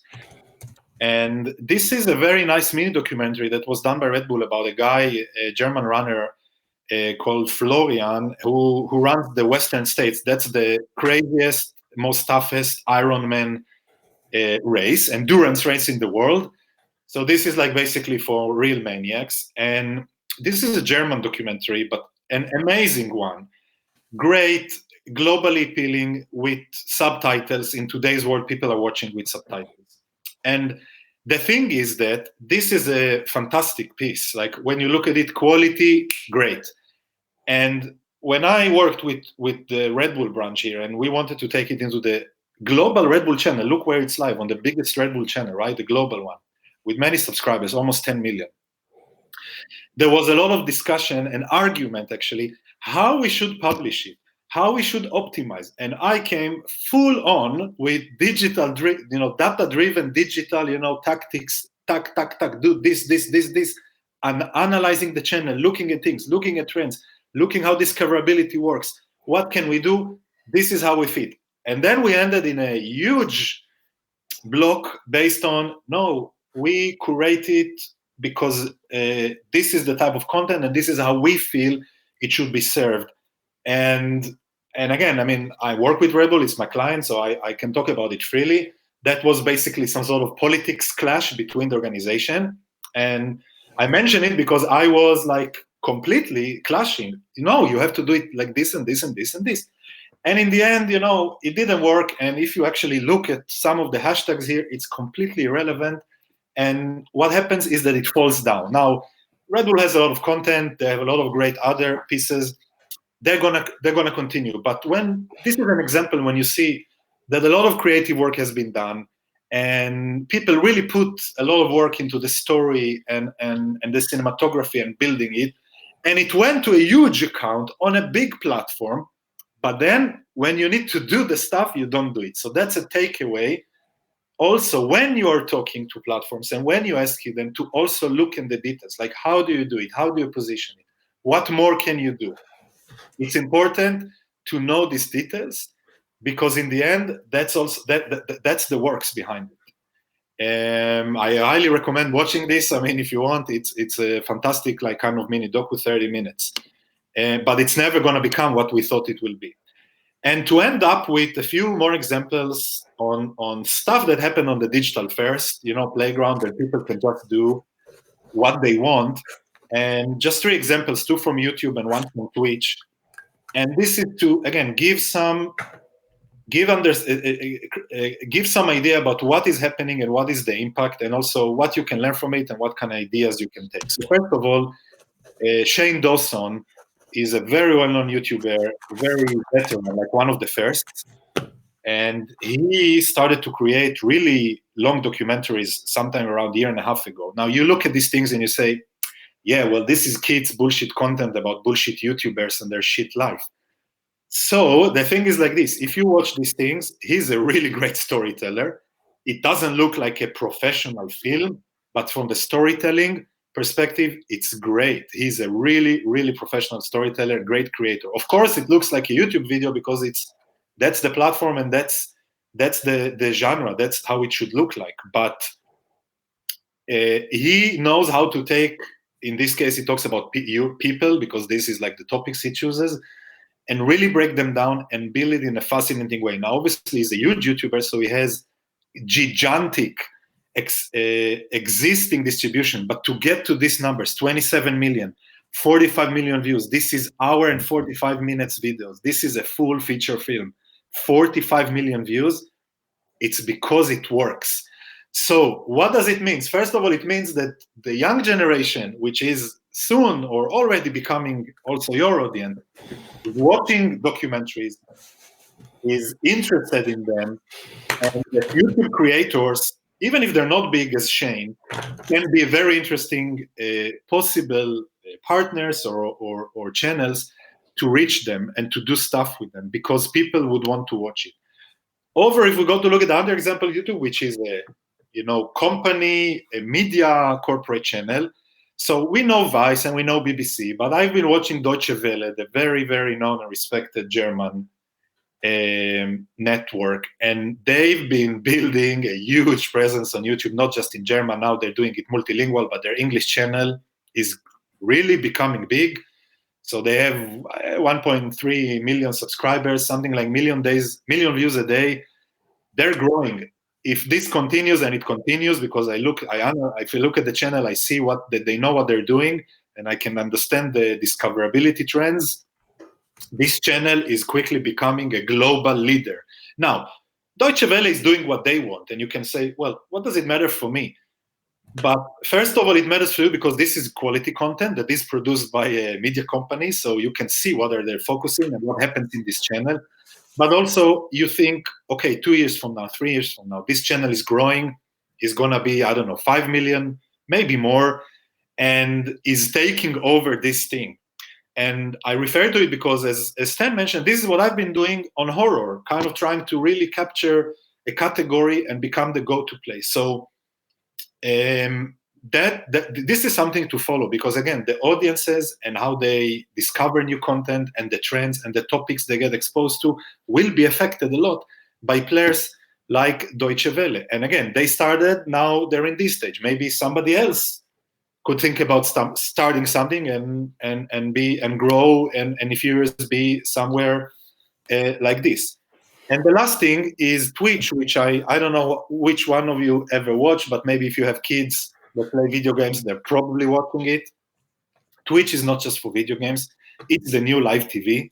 There's a lot of non-video games content that is being watched there. And one of it is actually documentaries, when a Twitch streamer, like the channel host, is putting something on YouTube and watches together with a huge community.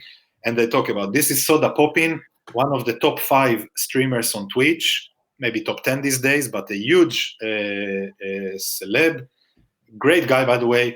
And he's just watching here a documentary about a guy who builds homes from mud and stuff like this with the channel. And it's not just this, it's other content. What it means is that also on this live TV, and especially on Twitch, people are watching long-form content. And part of it is documentary, and they're going to spend more time in it. And the question is, what's the experience? and what type of content they might be interested, and how it all comes to, you know, what kind of content can be produced, and what's the strategy. So the bottom line, one, is there's lots of room for more ideas. Maybe you can produce something with YouTube creators, not as Shane Dawson, but smaller ones, and do something interesting with them. Maybe you can open a docu channel on Twitch. To be honest with you, if tomorrow somehow I get a big enough and good enough documentary catalog, I will do it. I just want to see what's going to happen, because I know the trends of people just connecting to some channel on Twitch and watching endlessly. By the way, linear, right? On Twitch, you don't choose what you can watch. You just connect and watch. Maybe you can do some docu-series with multi-creators, not just with one, and tackle a topic and create great or big awareness and distribution, and then end up with a big film that is being released after this series to kind of cement this topic. And the film is being released maybe on Netflix, on some other platform. Or maybe there's a way to bring together YouTube creators to do like a small part, more like an intro part, and then the main film part would live on a digital platform, but there will be enough awareness and exposure and hype, and people will know about it, and that will really increase, obviously, the chances of this film to really succeed. Instagram TV is definitely going to be a relevant place, just by the sheer volume and the fact that they're going with long form. And as you might have seen, and you're going to see also today, there's new storytelling formats. You can do stuff with interactive video. The thing is that, unlike 5 years ago when this thing started, it was experimental and started, but today, where so many people are basically viewing on mobile phones or even smart TVs, these things are becoming much more relevant.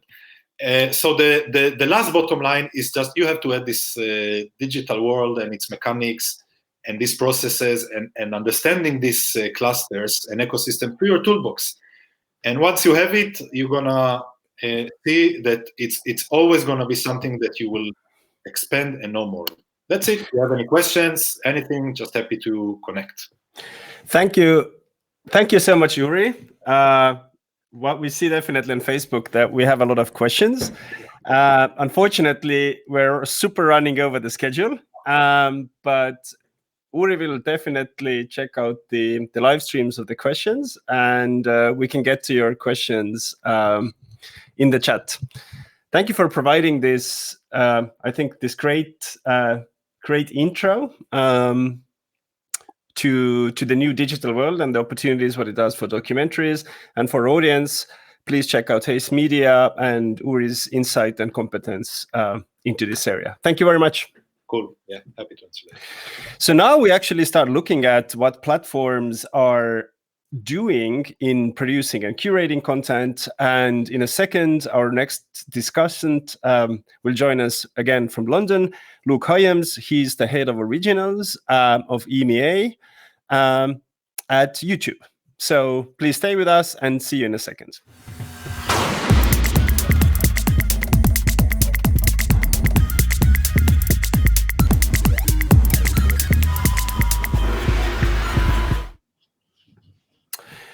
If you haven't followed this live stream before, then welcome to the CPH Docs Conference Day 3, where we talk about new opportunities, innovation, and also disruption in the documentary industry. And we're going into a session which I have been actually looking for a very, very long time. And I have a pleasure to introduce Luke Hyams. He is the head of originals for YouTube in EMEA. And before that, Luke was actually working at the Walt Disney, where he oversaw building of franchises and actually working quite a bit with creators, including at the well-known Maker Studios. Luke is also being awarded with the Broadcast Press Guild Award for innovation, and really utilizing platforms and the new types of creativity is Luke's cup of tea with YouTube originals. So, hi, Luke, and thanks for joining us from London. Hey, Sten. Thank you very much for having me. It's great to be here. So before we kind of dive into at least for me, a surprising heart of the matter, because I live in Estonia, and I can't get access, I think, yet to YouTube Red, or I didn't have an access to YouTube Red. Sten, first of all, you don't need any access to YouTube Red. So we're not just on YouTube Premium anymore. All the shows we make are available just on the main YouTube platform, ad-supported. We had a sort of shedding of skin about a year ago where we realized the best thing in the world we could do is let as many people as possible see the shows that we were making. And so YouTube Originals can be found on the existing YouTube channels that we choose to partner. Mm-hmm. All right, so let's see the trailer for the exciting content, and then let's talk more about the originals and the curatorial and production policy of YouTube. Let's try a bit of music. Sten, audio, can you hear the audio? Yeah, good. Hey, I'm a pro at works.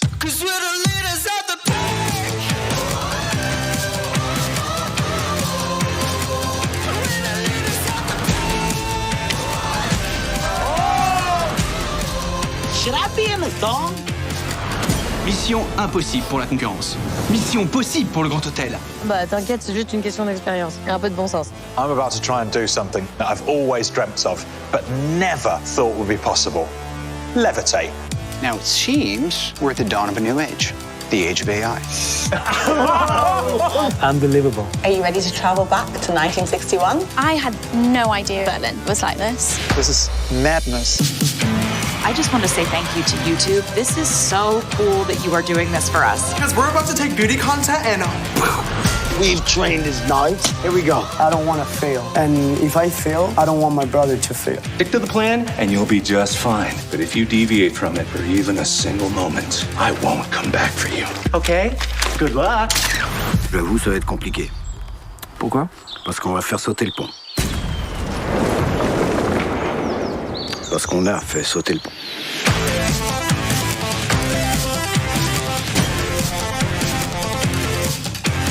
It's important to us to try and reach as many people as possible. A random wee guy from Scotland is like #1 in America. I hope that as a people, as a world, that we start appreciating the diversities of our stories and understanding that that's what makes us human, that's what makes us real.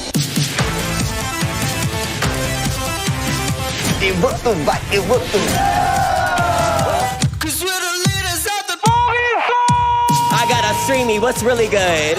Hey! This is what is going on in Britain right now. You might have to pay attention to this. The only way to end this is by working together. So, what do you say?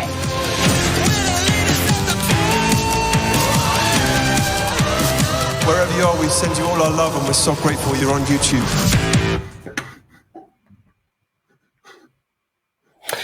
So we're back, I would like to say on air on our stream, but look, I am head of Originals EMEA at YouTube. So YouTube Originals, this is not anymore a crowd or a creator-driven content. This is the content that you produce and curate.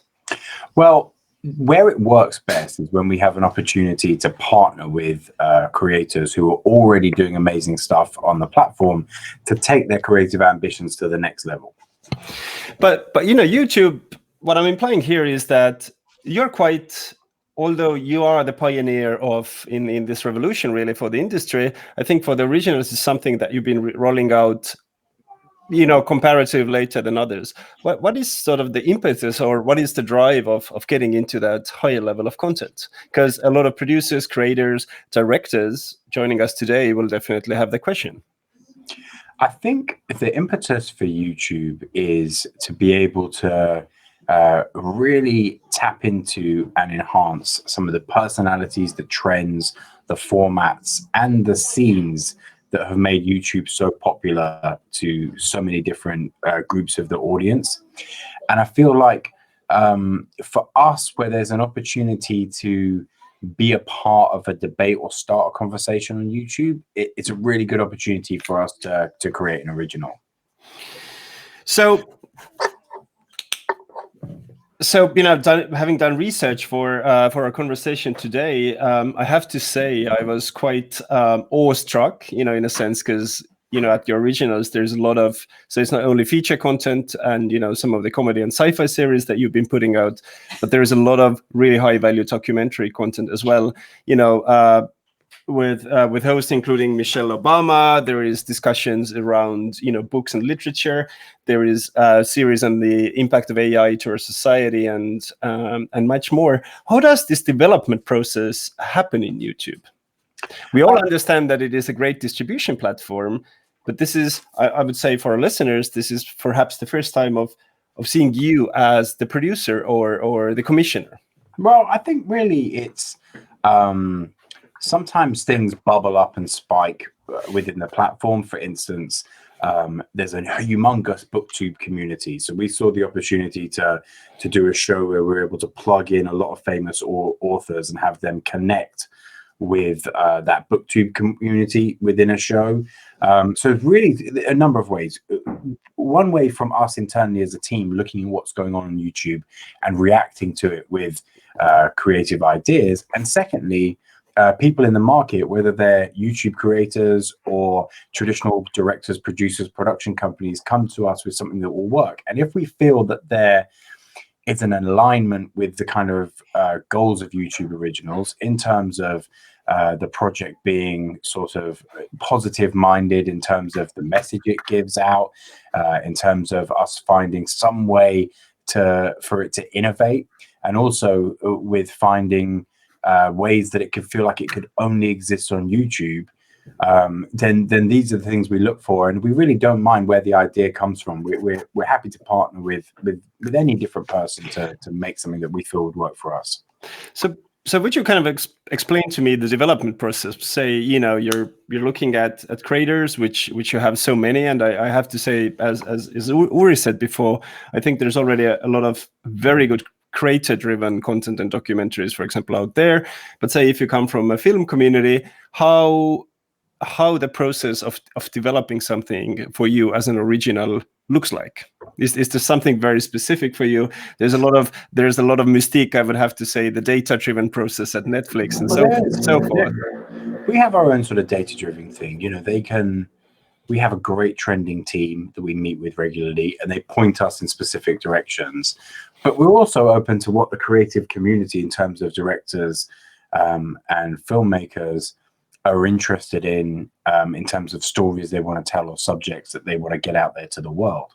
We have an open email address, which is ytosubmissions@google.com, and we're quite public with that, and we encourage people to share with us ideas, even in sort of a paragraph form at the beginning. Just like any other platform, it's all about what the story is, what are the auspices attached, what kind of access we have, and then lastly, and definitely not leastly, if that's even a word, what is the kind of statement, what's the opportunity for us what kind of contribution will this make to not just the world, but the YouTube ecosystem of content? How are you giving us something that isn't already on the platform?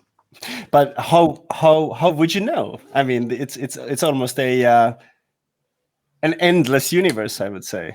It's hard. It's really hard. I mean, the amount of brilliant snowboarding documentaries that we get pitched, and it's just like, well, there's loads of great snowboarding videos already on YouTube absolutely for free. So, it's really the best way that this works is when we can partner with somebody who already has a decent sized channel, who wants to do something for their audience, but they don't have the means. And then we can get together and sort of, put a jetpack on their back and make it happen together. So we have a question. We have a question from the audience, and someone actually has asked us, your team at the EMEA, do you also look at co-productions or with the creative community? Co-productions for a documentary, I'd say in the professional field, it's been de facto standard for so many years. What's your take? Look, we're really, really interested in doing the co-productions. Absolutely. Where it's been, our ideal for YouTube Originals is that when we publish a piece of content, it is able to go live all over the world, just like if I was to publish a YouTube video of my cat.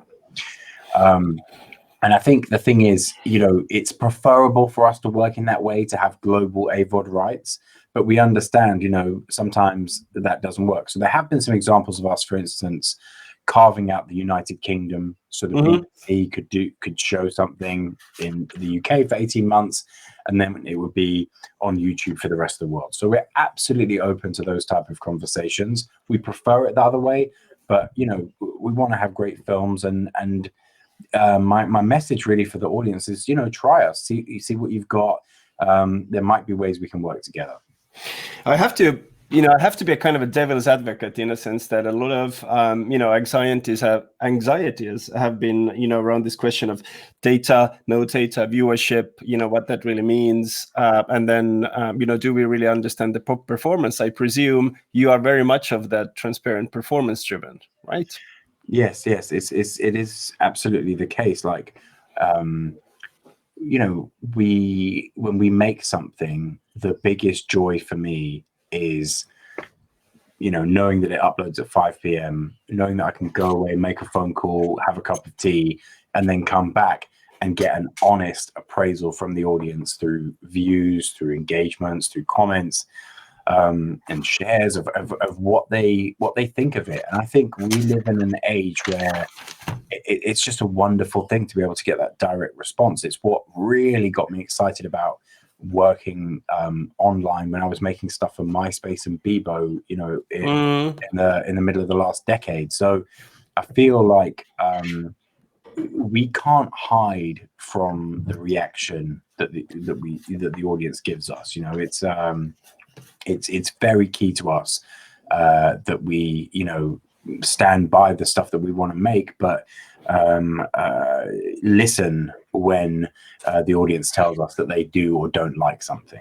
And also I presume that one of the key issues is then this idea of going theatrical or bringing the stories to the screen as well. What is your take on that? On going theatrical, as in us having a theatrical distribution with one of our projects? For example. Yeah, we've done it a few times with a few of the projects the guys have done in the US. It doesn't bother us in any way, shape or form to have a limited theatrical release. Every deal is different, but I know that there was one I can think of, a Susan Sarandon film we did a couple of years ago last year, that was like 6 weeks in a few major American cities. And then it was live on YouTube. And there was another one which was same day in the cinema and on YouTube. These things we look at it at cinema as, an element of prestige. We understand that many of the awards bodies won't consider a film if it hasn't been exhibited in this way. So we're always open, to have theatrical as a part of anything that we invest in. I want to also tap a little bit into the aspect of localization. You're heading the initiatives at EMEA. You have already great content in French, for example, and etc. How are you addressing localization? Is that really a priority for you? Are you more community focused, regional focused? Well, it's tough. I mean, look, the first thing on localization is that for the most part, anything that, a lot of the films that we do have to be delivered a couple of weeks in advance, because we get the film subtitled into 42 different languages, so that when it's released, it can have the potential to kind of reach the most audience. So we try to make the stuff that we make in one particular region, be accessible to everybody. And then, EMEA is such a contradiction in terms, Europe. Exactly. I mean, you couldn't put a collection of what was like the whole middle of the world. It's such United States thinking, people are so different in different parts of France, let alone, how different they are in France to how they are in sub-Saharan Africa to Abu Dhabi. So look, we are not trying to say that the stuff we make is aimed at, everybody across the region. We're starting off in the UK. We've got like 12 shows launching this year in the UK, 12 projects, some of them documentary films. And then We've got 3 projects in France this year, and then we will continue to grow as the years roll out. I can't really say too much right now, but we do have plans to expand. And when we expand into a region, we will, make it so, that there are a number of things we look for in terms of audience and market to understand why it's a good region to go into. Also, just the sort of creative talent. Today at 5 p.m. we have the 2nd season of a sitcom we've done called Groom, which is available on the Studio Bagel YouTube channel. If anyone has seen enough docs for 1 week, definitely go check that out. It's a really great sitcom. Fantastic. The 2 last questions I kind of want to really dive into. The first of all is, we kind of briefly touched upon this, but what is the sort of the philosophical sandbox of YouTube? Because each of the platform in this game has its own sort of a sandbox that it operates. It's sort of philosophical value, which you have to understand or confirm or at least acknowledge as a creator. So what would be the sort of the rule set for you? I mean, the rule set here's the thing. YouTube is such a big thing. It's such an all-encompassing thing, and there's many different units within YouTube that do lots of different things. I think the overriding mission for YouTube is to encourage the openness and the spread of information, which ties into the wider Google message. There is such an incredible library of video there for us all to enjoy on YouTube. And I feel like, it's a great resource for everybody to be able to dip into. So that's like, I think it completely stands on its own as a thing in the history of entertainment. In terms of the actual sandbox for YouTube originals, I mean, look, we recognize that there are 3 kind of areas that we saw audience spikes in and we felt were good places for us to make investments in. So we like to do stuff that encourages learning on the platform. So we've done a few shows and a few docs that explore. We did 3 last year. One, it was philosophical issues. Another was about history, the Berlin Wall. Another one was about pushing ourselves to the edge of known accepted science. And actually then sorts of tackling these very highly popular flat Earth videos, right? Yeah. I mean, look, our answer to the sort of flat Earth videos was to do a show about how close we are to levitating. So instead of just doing some mumbo jumbo about, this is, these are the things that, one person has theories on themselves, we went to the academics and the proven scientists to figure out just how close we are to something like levitation. And I feel like, that's our way of dealing with something like the appetite for conspiracy-based content, is to do our own sort of adventures into the limits of science and reality, but done in a way that has scientific grounding. Great. We have one more question from the audience. So, does YouTube Originals support very niche or very, very unique content in that respect, or you're going really with creators that have major presence? If there is an opportunity to do something with a niche audience that we feel can open it up to a wider audience, we'll definitely consider that. And sometimes we find if there's one project that can have smaller YouTube creators who have a specialism encapsulated within it, we can do that too. But us collaborating with smaller channels, I just won't be able to guarantee the kind of views that our sort of wider team would expect to allow us to spend the money. So yes, if they're in some sort of Trojan horse idea, but probably not on their own for some of the smaller niche creators. Great. To wrap it up, there are a lot of filmmakers here. We were supposed to meet them in Copenhagen live in person. Now they're with us online. what is your dream project? What constitutes a dream project for you very quickly, and how can get filmmakers in touch with you and your team? Okay, dream project. That's really, really hard, but I feel like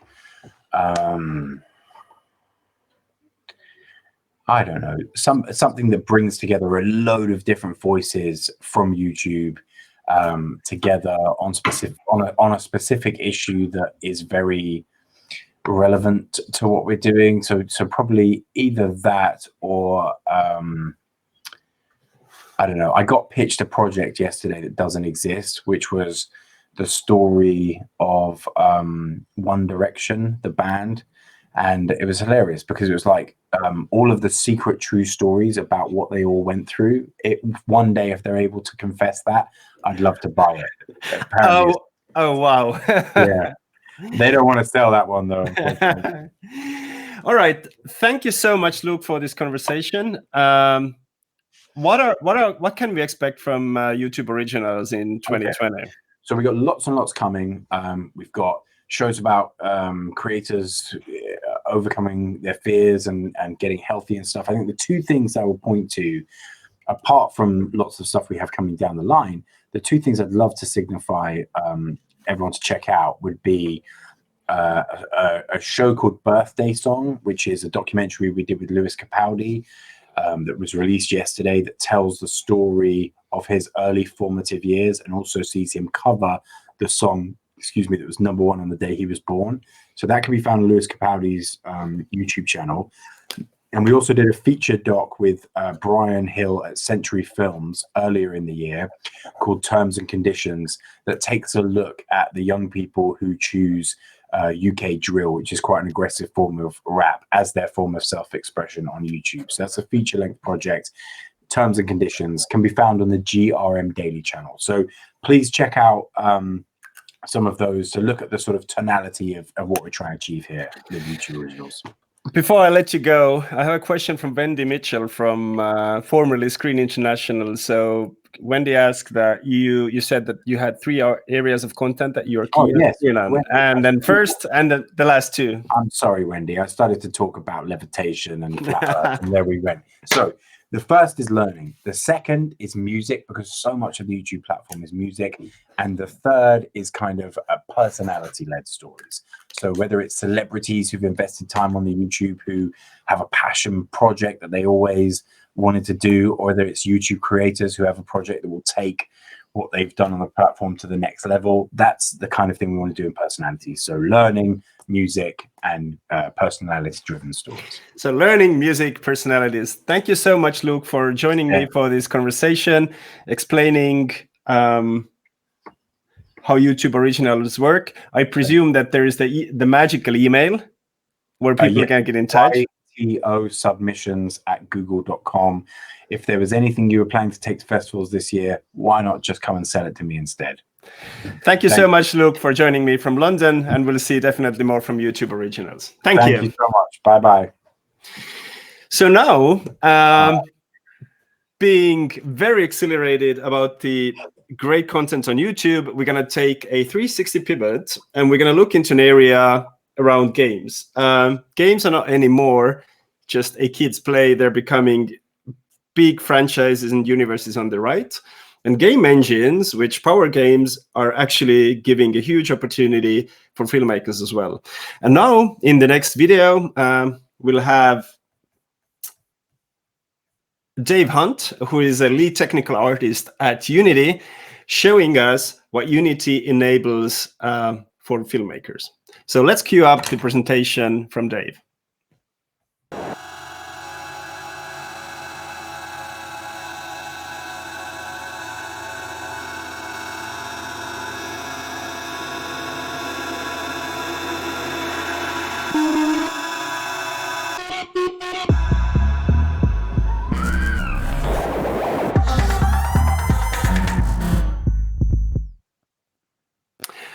Welcome back to CPH Docs Conference Day 3.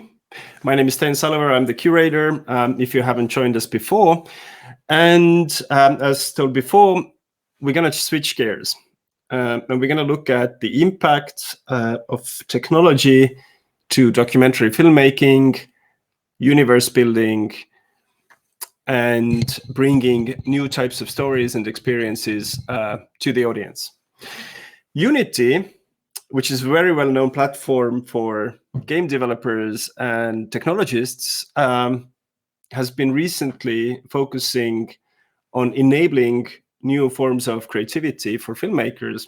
And first, in this session, we have Dave Hunt, who is a lead technical animator at Unity, to show what you can already achieve real-time at Unity. And after that, I will be joined for a presentation and a quick discussion with Christian Faber, who is a global storyteller and a universe builder with tremendous experience of building different types of story franchises and universes, including the infamous Lego Bionicle. And Christian will present his newest project, Rebel Nature, that brings together storytelling, story universes, documentaries, and technologies in a very, very relevant fashion for today's context. But here we have Dave doing a showcase of what you can achieve with Unity. Hi, I'm Dave Hunt. I'm a technical artist at Unity Copenhagen. My work at Unity is involved with building tools for real-time graphics and animation. I'm really glad to be sharing about this at the Copenhagen Docs Festival because I know how much tools like this can empower media creators of all kinds. And as an example of this, my good friend and colleague Christian Faber will be speaking next. Christian is a real pioneer when it comes to working with real-time animation tools like this. And it's so cool for me to see how he uses these tools to tell stories that have so much meaning and purpose, to inspire us all to improve the world for everyone.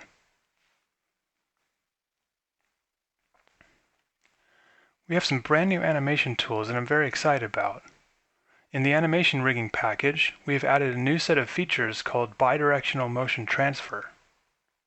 This is available now in the 2020.1 public beta. These tools make it possible to edit your animation right inside of the Unity scene, where you can have a much faster iteration time. This is so great for the creative process because you can make your edits right inside the context of the final output medium. And to illustrate this, I'll be using the digital human character from The Heretic. This is the real-time film made by Unity's demo team. But this is not the actual film itself. That is available on the Unity website. If you haven't seen it yet, I highly recommend it. Here's where you can check it out. So let's take a look at this example of building an animated scene inside of Unity. We're starting out with a basic environment layout, and we're going to add to this and improve it over several iterations until we get to a nice looking result in the end. Now here is some motion capture of our character walking through a doorway.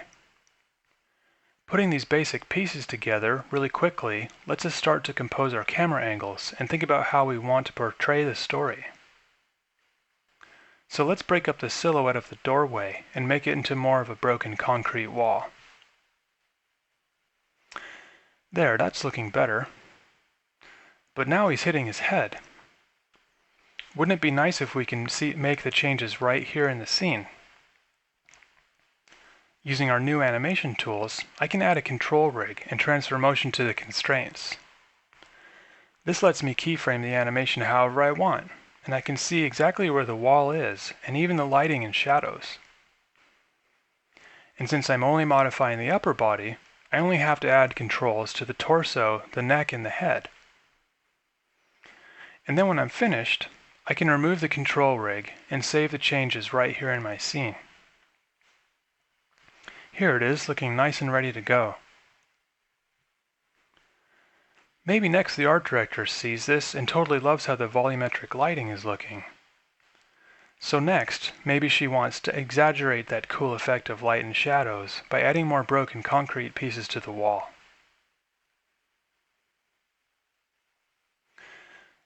Yeah, now that's looking pretty great. But that really hurts when he hits his head like that. That's no problem at all, because we can add a full body control rig to make edits to the arms and legs as well as the body. Now our character reaches out to hold onto the side of the wall as he crouches and walks underneath it. What we really want to do with tools like this is enable creative iteration as much as possible.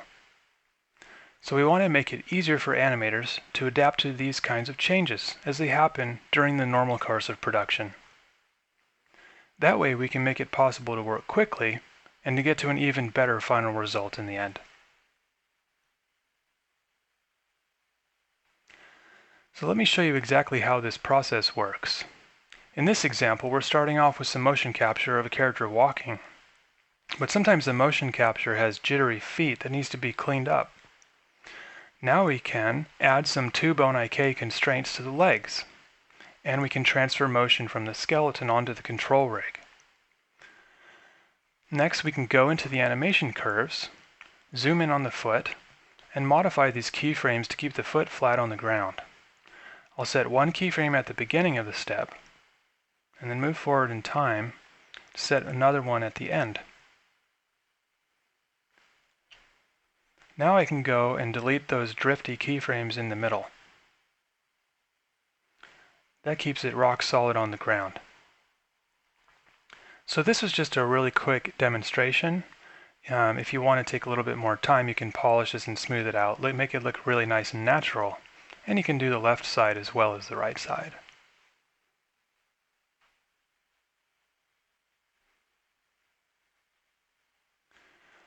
The way this works is that each of our rig constraints have the ability to inverse solve. This is how we can bake animation from the skeleton onto the control rig and preserve animation. And then when you're finished editing the motion, you can bake animation back onto the skeleton, where it can be stored in the optimal format for playback in real time. Of course, if you want to, you can always leave the rig constraints active. This can be used for runtime rigging to do things like attaching hands to props or aligning the feet to an uneven terrain while you're running the simulation in real time.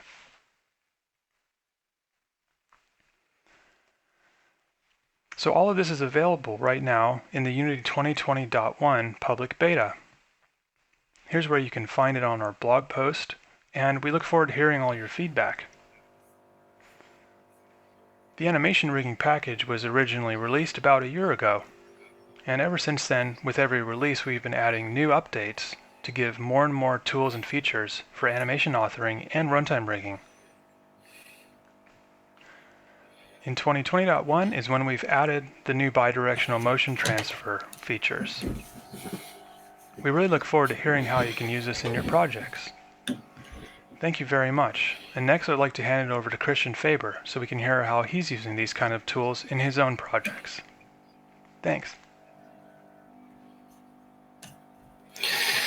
So, thanks to Dave. I was showing what Unity can do. I think 2020 really is the year where games and in game technologies and universe building and also documentary content is gonna come together. We see the virtual backdrops used on Star Wars. There is the amazing game by Hideo Kojima called Death Stranding, which almost runs like a 64-hour movie with like Mads Mikkelsen, Léa Seydoux, and Guillermo del Toro, and Nicolas Winding Refn, a Danish director. But Christian Faber, who has been a global storyteller, universe builder, and as I said before, taking the Lego Bionicle franchise in early his careers out to the world, he's using game technologies to build a new type of a universe that can encompass all, both as creators and audiences, and also pays attention to nature. Christian. Yes. Hello. First of all, I would say amazing that you are doing this conference in this situation. It's really a signal of what technology can do on the good side. Yeah, I've been waiting for a little while, so I have a little thing in my throat. But I will run straight into the slides since we probably have some time issues, Sten. Yes. Should I start right away?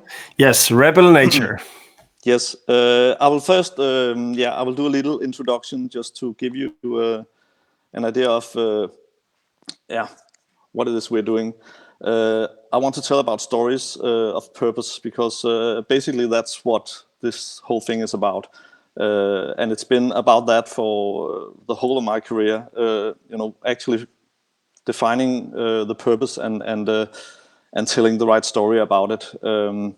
So just to start off, this is sort of an assumption, but I think that actually the stories that are told in movies and in all kinds of different media shape the future.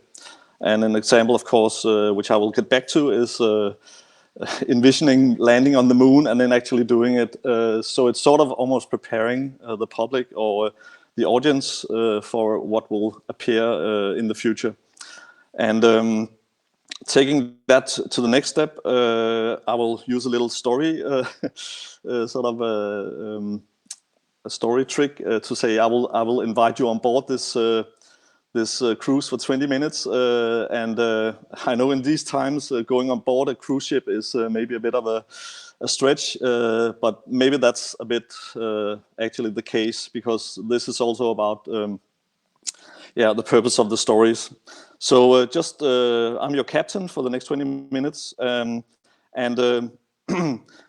world building is basically sort of an old expression, I think, and it's represented by this picture where you have it's from I can't even remember now, but it's from the story where he's inside an artificial world and ends up at, you can say, the borders, and that's where the stories or the universe ends.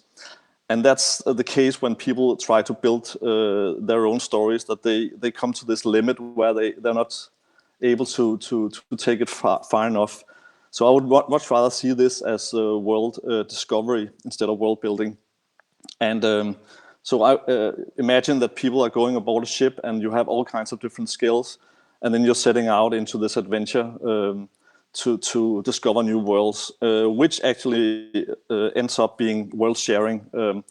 And this is the way I see world building going, because we need so many skills to bring this to life. And then, of course, you can say some basic rules about how this world works that you want to build. People have to be involved in creating it.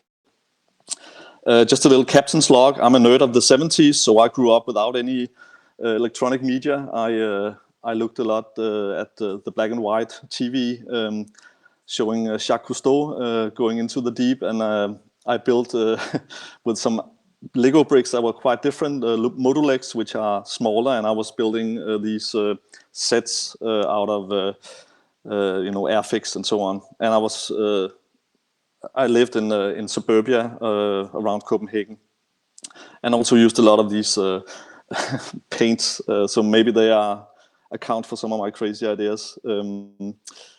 But I found my perfect vehicle, which was this pencil, and here you see the pencil used as a surfboard, but it's also using to connect the dots, and that's basically what I've been doing my whole career, just connecting as many dots as possible. The inspiration for this whole thing is all the great stuff done by Jacques Cousteau back in the 60s, where he had his documentaries coming out, and they really shaped a whole generation, I think. They definitely sent me into creative mode, and that in that way you can see what documentaries can do. He was sort of mixing drama with a documentary and with science, and I think this mix is amazing. So that's also the mix I'm aiming for. I went into advertising, which was great because I learned a lot of different skills. Basically, my most important thing was Lego. But actually, at the same time, I got my dream job at the agency Avod that has Lego as a client. Something happened, so this slide sort of represents a big shift. And what happens was that I was diagnosed. I had the diagnostics about the that I had a sort of a tumor in my brain, and so I was lying inside there, sort of saying, okay, everything from here on is gonna be plus. And you can say there's been a lot of extras afterwards. So but having this this point in your life where everything is sort of put on sort of on something that can change and can disappear, that's really changed a lot of things for me. Luckily, it was a benign tumor and it could be treated with medicine. So this is basically the game I think you need to master as a creative. It's the two different parts of the brain playing this type of tennis, where you're sort of constantly in the mix between getting great ideas, but actually also not hitting it out of the court on the actual execution side. So yeah, this is a game you need to master. And this is one slide, 28 years of advertising in one slide. I had a lot of Lego experience. I was lucky to be part of the Star Wars launch that changed a lot of things for Lego, and we took that into a new storytelling mode with Lego Bionicle. And this sort of shaped a lot of things for me, what storytelling can do, how it can actually involve a lot of fans and yeah, just become a thing of its own. Yeah, we have actually taken that further up to these days, where we are working together with Unity, and we did this small film about the landing on the moon 50 years ago. And actually this has become a mantra for what we do: small step, giant leap. We have to take these small steps in the technical side, and then hope that it's part of a giant leap for the whole project. Yeah, and that's another picture where they have landed, and you can see they made their Lego tread on the moon. But this whole experience in advertising has sort of made me think about what we're doing as communicators and the purpose of creativity as a general. So this is me walking with my pencil through this vast trash yard of consumption, trying to find out what to do with all this skill within the creative business.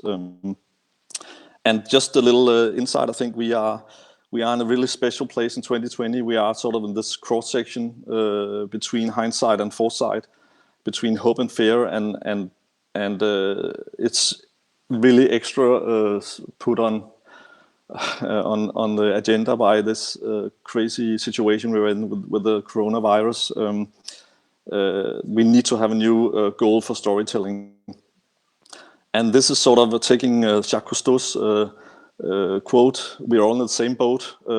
And basically, as you saw, we were entering this cruise ship in the beginning. And as I see it as a storyteller, we are, the human civilization is almost like a cruise ship full of technology. And of course, people are placed different places in the cruise ship. And some people are below waterline. Some people are doing really shitty jobs and fighting to stay alive, and others are sitting at their big apartment looking over the sea. But we're basically one ship, and we have been just not thinking about what we actually put out into the world. So the situation is a lot of smoke and a lot of dirt into the water, and now we have this thing floating towards us, almost like an iceberg, and the whole world is trying to dodge this. So as a storyteller, I use this image to sort of try to comprehend what's happening and what we need to do. I just included this evolution in storytelling. It's actually borrowed from World Building Institute, and I think it's a great example of how storytelling has evolved. It looks really complicated, but at the one end you have the tribe sitting around the campfire telling stories. And on the other hand, you have this disruption that the new media has created, where everything floats together into world building.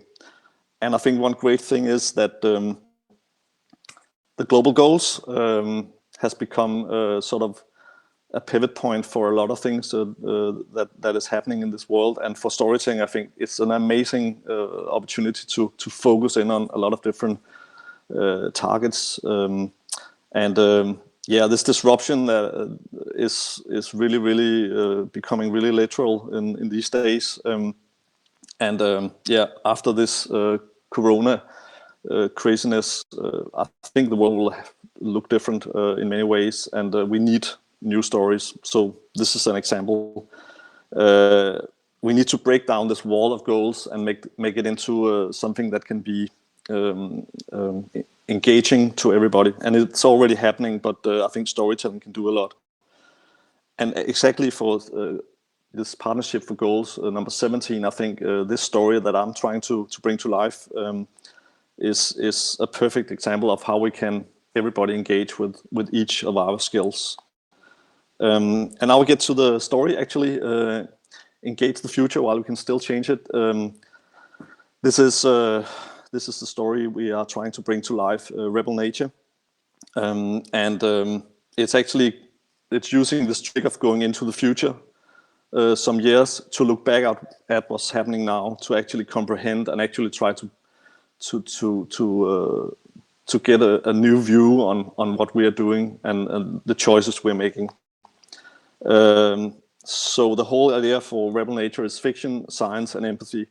And I know these are really big words, but this is also this is sort of a naive maybe attempt to do something totally different.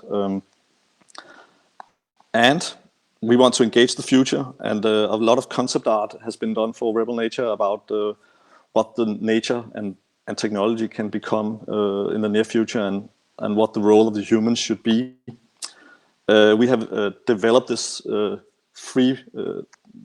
these three story installments, this trilogy. The first part is about actually the present time, about two parents that are scientists, and then you have this.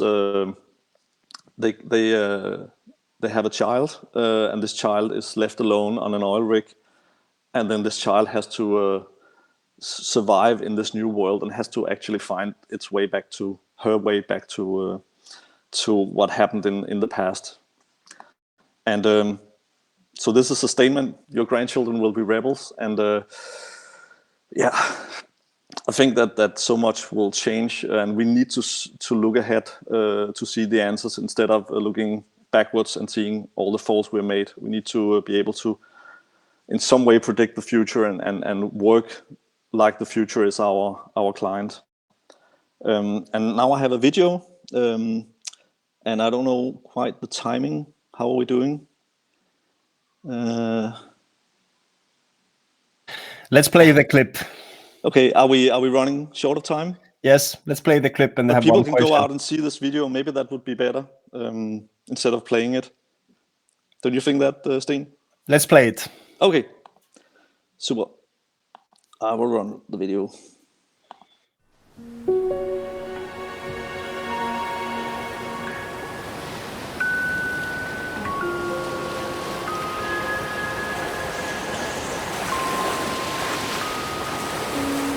This is where it all started. Born by the waves. I was told that I'm human, whatever that means. Soft and fragile, maybe. Like the creatures below. Always in need of protection. A weak construction. Seeking cover and shelter. I remember listening, crying out, and being answered. Below,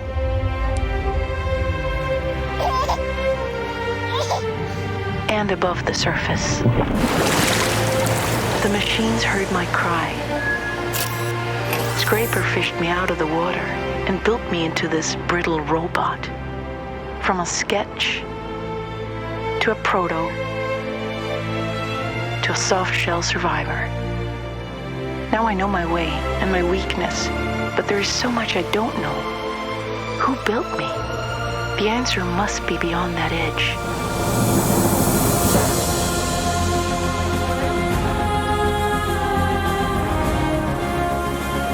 Rebel Nature takes you on an epic adventure in the near future to discover our own untold legend and rediscover what it will mean to be human. It's a universe of stories told on multiple media platforms aiming to reach and engage the largest possible audience. A new story universe built on science, fueled by fiction and striving for empathy. Because the inside of empathy is the strongest tool for human change. From a story set in the all-too-near future of a child brought up by a robot on an AI-controlled oil rig, we set out to discover and explore a universe threatened by the conflict between humanity, technology, and nature. The task of our main character, the orphan Res Waveborn, and her robot foster parent, Scraper, is to find a way to navigate in this epic conflict in search of hope and humanity. When technology is left unattended, when nature turns rebel,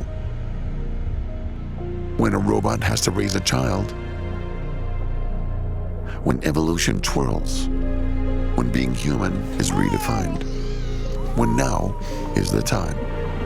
This story is for the future, like a message in a bottle for coming generations. They will only know us for the stories we choose to tell.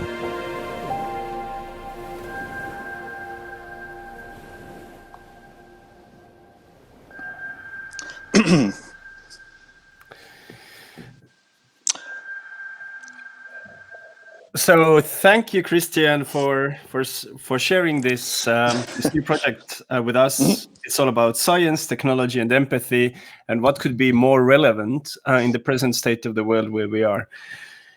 Due to time limitations, I have one quick question for you, and I hope we can actually answer the rest of the questions on the Facebook live stream. Tell us very quickly how game engines and Unity actually is enabling this unprecedented world building. In many different ways. Of course, doing the film that is gonna sort of bring out this universe to the world, but actually also inviting people in to collaborate around it.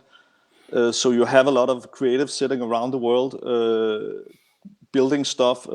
I know from the whole Bionicle and Lego experience that people are so creative in different ways, and they also move into digital space. And imagine that you have this mix between reality and digital, and you can actually add your stuff to a universe building platform. And we would really love to use the name Unity to unite around storytelling for a new purpose. So it has so much potential this is a collaborative thing. Nobody can do this alone if it has to have the impact and magnitude we want. Thank you so much for introducing us Rebel Nature. Please do get in touch with Christian if you are interested as a documentary filmmaker or a scientist of contributing to this this amazing story universe. Learn new tools as Unity, and hopefully we can tackle this present crisis of ours and build new communities around empathy. Thank you, Christian.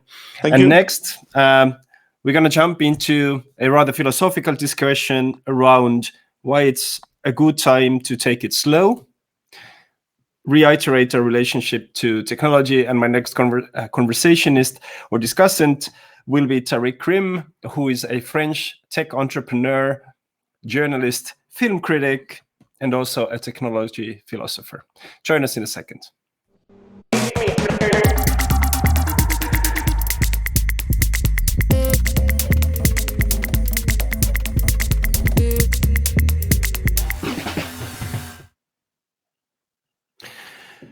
From Copenhagen, we are connecting now to Paris to have a conversation with a person I hold in a very high regard.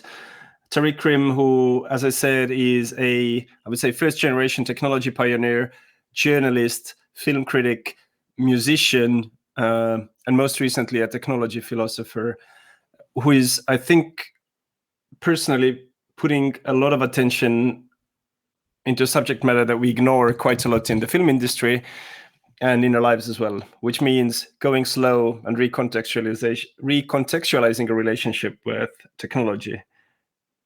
Hello, Tariq. Thank you for joining. Thank you for inviting me. As you see, I'm here in Paris. We're all confined. We're not allowed to leave the house. And it's funny because you and I have been talking about how can we slow down the planet, and basically it is happening for reasons that are not enjoyable, but it's also interesting and to see how the world will change in a way. I'm still debating with myself and with many friends about how this is going to change to the world. And if you want, I could go briefly through a little presentation I have prepared, and then we can just jump in our conversation if you. Yes, please.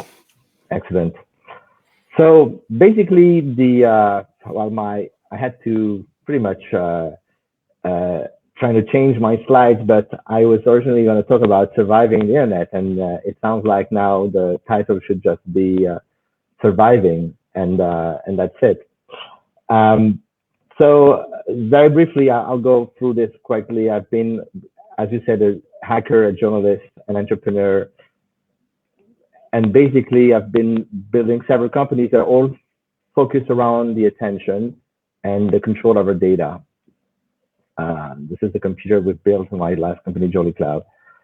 And I'd like to talk about resilience. And if you allow me to talk also about digital resilience, because resilience is something that I had to deal with when I went through the Paris attack, where basically the place where I was supposed to celebrate my friend's birthday was attacked and 19 people were killed. And basically resilience for me started day 2. Like, how do you live in a world that makes no sense? It has no reasons. And how do you actually reconcile with this incredibly complicated, structure of information with Twitter and Facebook and nonstop? So that was a big issue for me. I was actually very angry and also very confused. And the question after all of this is a moral imperative to figure out how we can solve this. And one of the issues we have today, and we'll see, but actually with the virus, a lot of our existing beliefs are basically kind of being wiped out. But there was this idea of, do we live in a world designed by the machine vs the humans? Because this is a narrative we see of ways like artificial intelligence is going to take your job. This is what I call the digital supremacists, people who believe the world is just a mathematical equation and this is how you solve this. You can see that a little bit now with, what's going on with the COVID-19. There are people focusing on how we can help the real people, and there's people trying to create data science and AI and trying to go into a more, I would say, less urgent needs. So the question now is, are we like witnessing the collapse of the world we live in? What is fascinating is that Marshall McLuhan said something that I keep quoting all the time because I think we should remember this. We shape our tools and thereafter our tools shape us. This is a car. The car hasn't changed in 100 years, but we completely changed the world to live with cars.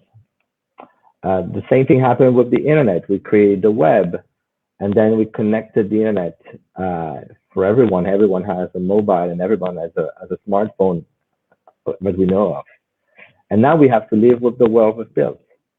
And meaning technology and politics, it's not what we really hoped. We wanted a world of startups and creativity. And basically, we had big tech and big platform and the homogenization of culture where basically, no matter where you are, algorithms are shaping our taste, or basically algorithms are destroying our taste. And we could ask the same question, by the way, about the coronavirus. It is just a few weeks now. So finally, I had a very bad feeling for this. So I've been preparing for 9 weeks. And for 9 weeks, I've been trying to figure out how do we deal with this situation, and also what the world after this is going to look like. So the funny thing is we kind of lived in a fantasy world, because the startup world is really about, we're talking about unicorns, giants. It looks like a old grim fairy tale. But the reality now is that we kind of accelerated to go into the real world, and we see it now with COVID-19, how our healthcare system, our resiliency, the physical world, and also the digital world, because I hear like YouTube and Netflix are basically shutting down HD because we don't have the connectivity to sustain everybody when everybody's at home. So someone said the cloud is unlimited, but apparently it's not. There's another question that is going to come with this is surveillance. You know that after 9/11, it was a horrible shock, and basically we got the Patriot Act, and we got big data analytics and a world of constant surveillance. Now you can ask yourself what's going to happen now with this new virus. I hear a lot of states are basically trying to figure out how they can take your phone, access the data, and basically monitor everything you do. So we're probably about to witness a new range in that direction. The question is, how do we do, and can we actually build products with better rules? And so that's what I've been working on today with my platform called Polite. Is how do we create that ethical renaissance of the internet? But also, this theory that I have been kind of putting in the air for years, that is about the slow web. It's how we basically create a world that in computer world doesn't look like this in the the physical world. Like we create mass production. It's even crazier because now we have all these tools that have been designed to take over our attention, our time, and we have them in the house, and we cannot even leave the house. So it's going to be a fascinating thing to observe. The question is, how do you build products with values that you actually respect? The fact that you have a unified experience that is yours, your personality, taking the time, crafting quality product. And around the idea of the slow web, I basically had a few rules about how we should build products. One was to create full transparency, making sure that what we see on the screen is actually what we have. There's nothing in the back.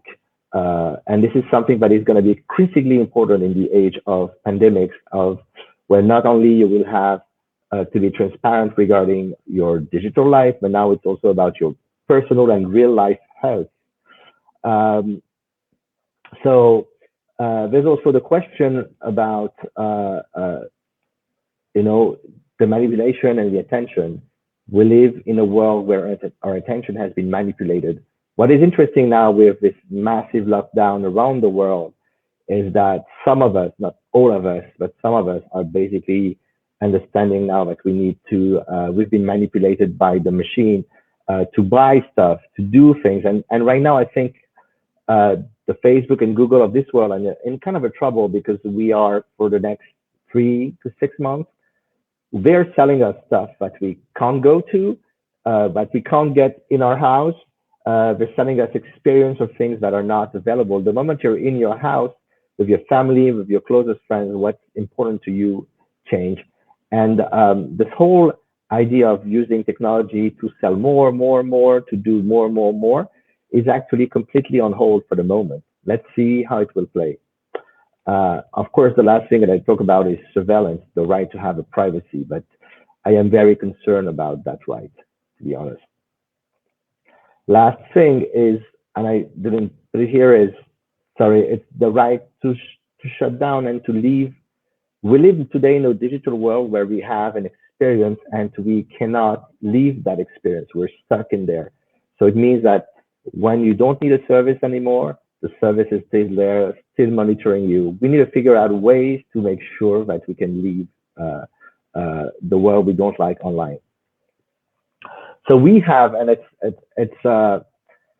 this bug, COVID-19, that basically we had this perfect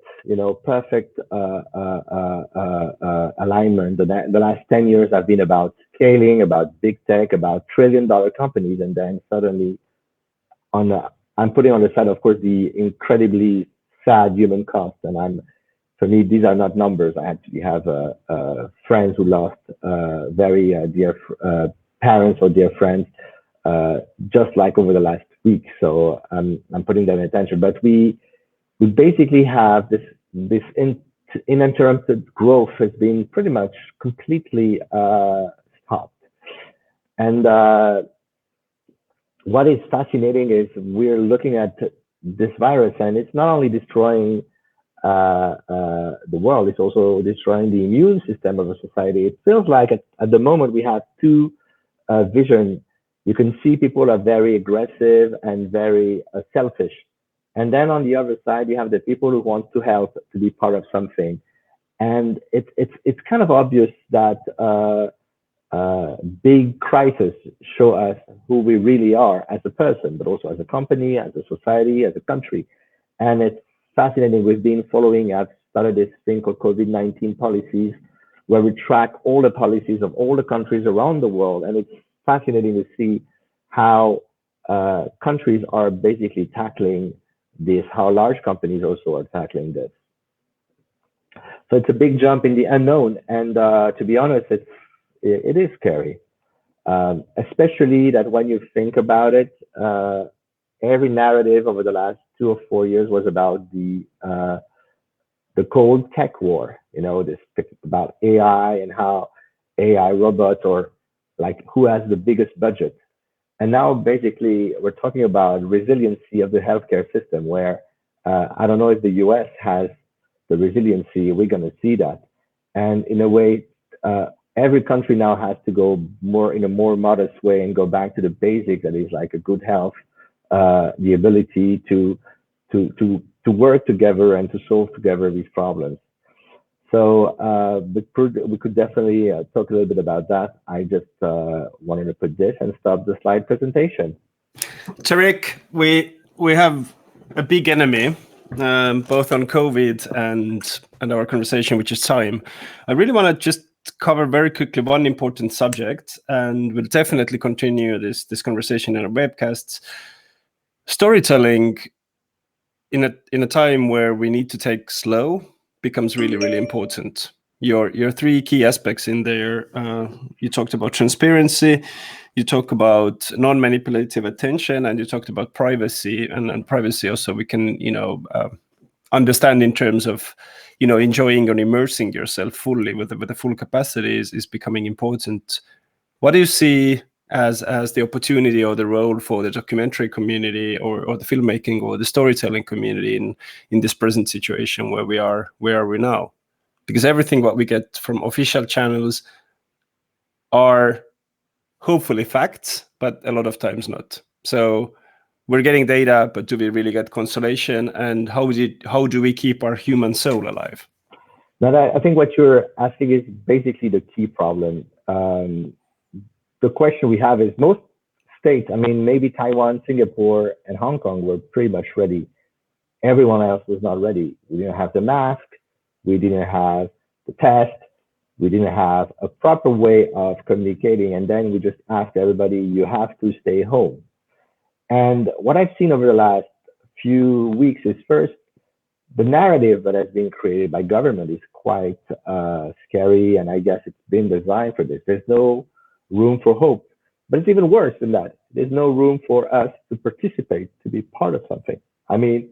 We are home. We're stuck home. How do we help? This is very important. I do not believe that the narrative of what's happening, especially now when we basically see the failure of different governments, that we need to create a narrative where everybody can actually be part of the help. And I believe that not only the film industry is crucial, because basically everything I know about pandemics has been through films I've seen before. In a way, in all the movies we've seen around us, we've seen the worst, and we've also seen the best. So it's been extremely important in our education, because in some ways, this is what we knew about is coming through movies, because never the government has talked about this. We've never been briefed about it. Nobody, it's like and I think that we need to see, first of all, we need to see how we're going to be able to take this incredible amount of energy and focus it on something positive, because I believe that the economy is going to be wiped, especially, we're talking about resilience, but the independence, I mean, all the coffees we love, all the little store we love, all these guys that we actually make our life unique, they're not going to be bailed out.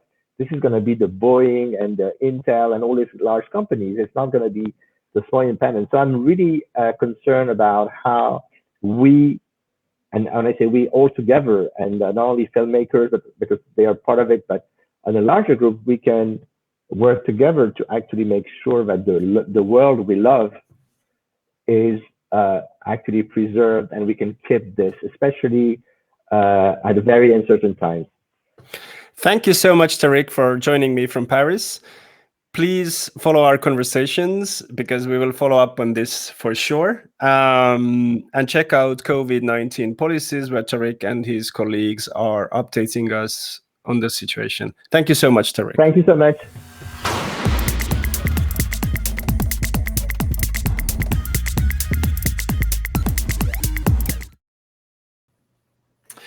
From Paris, we're next connecting to United States, to Phoenix, and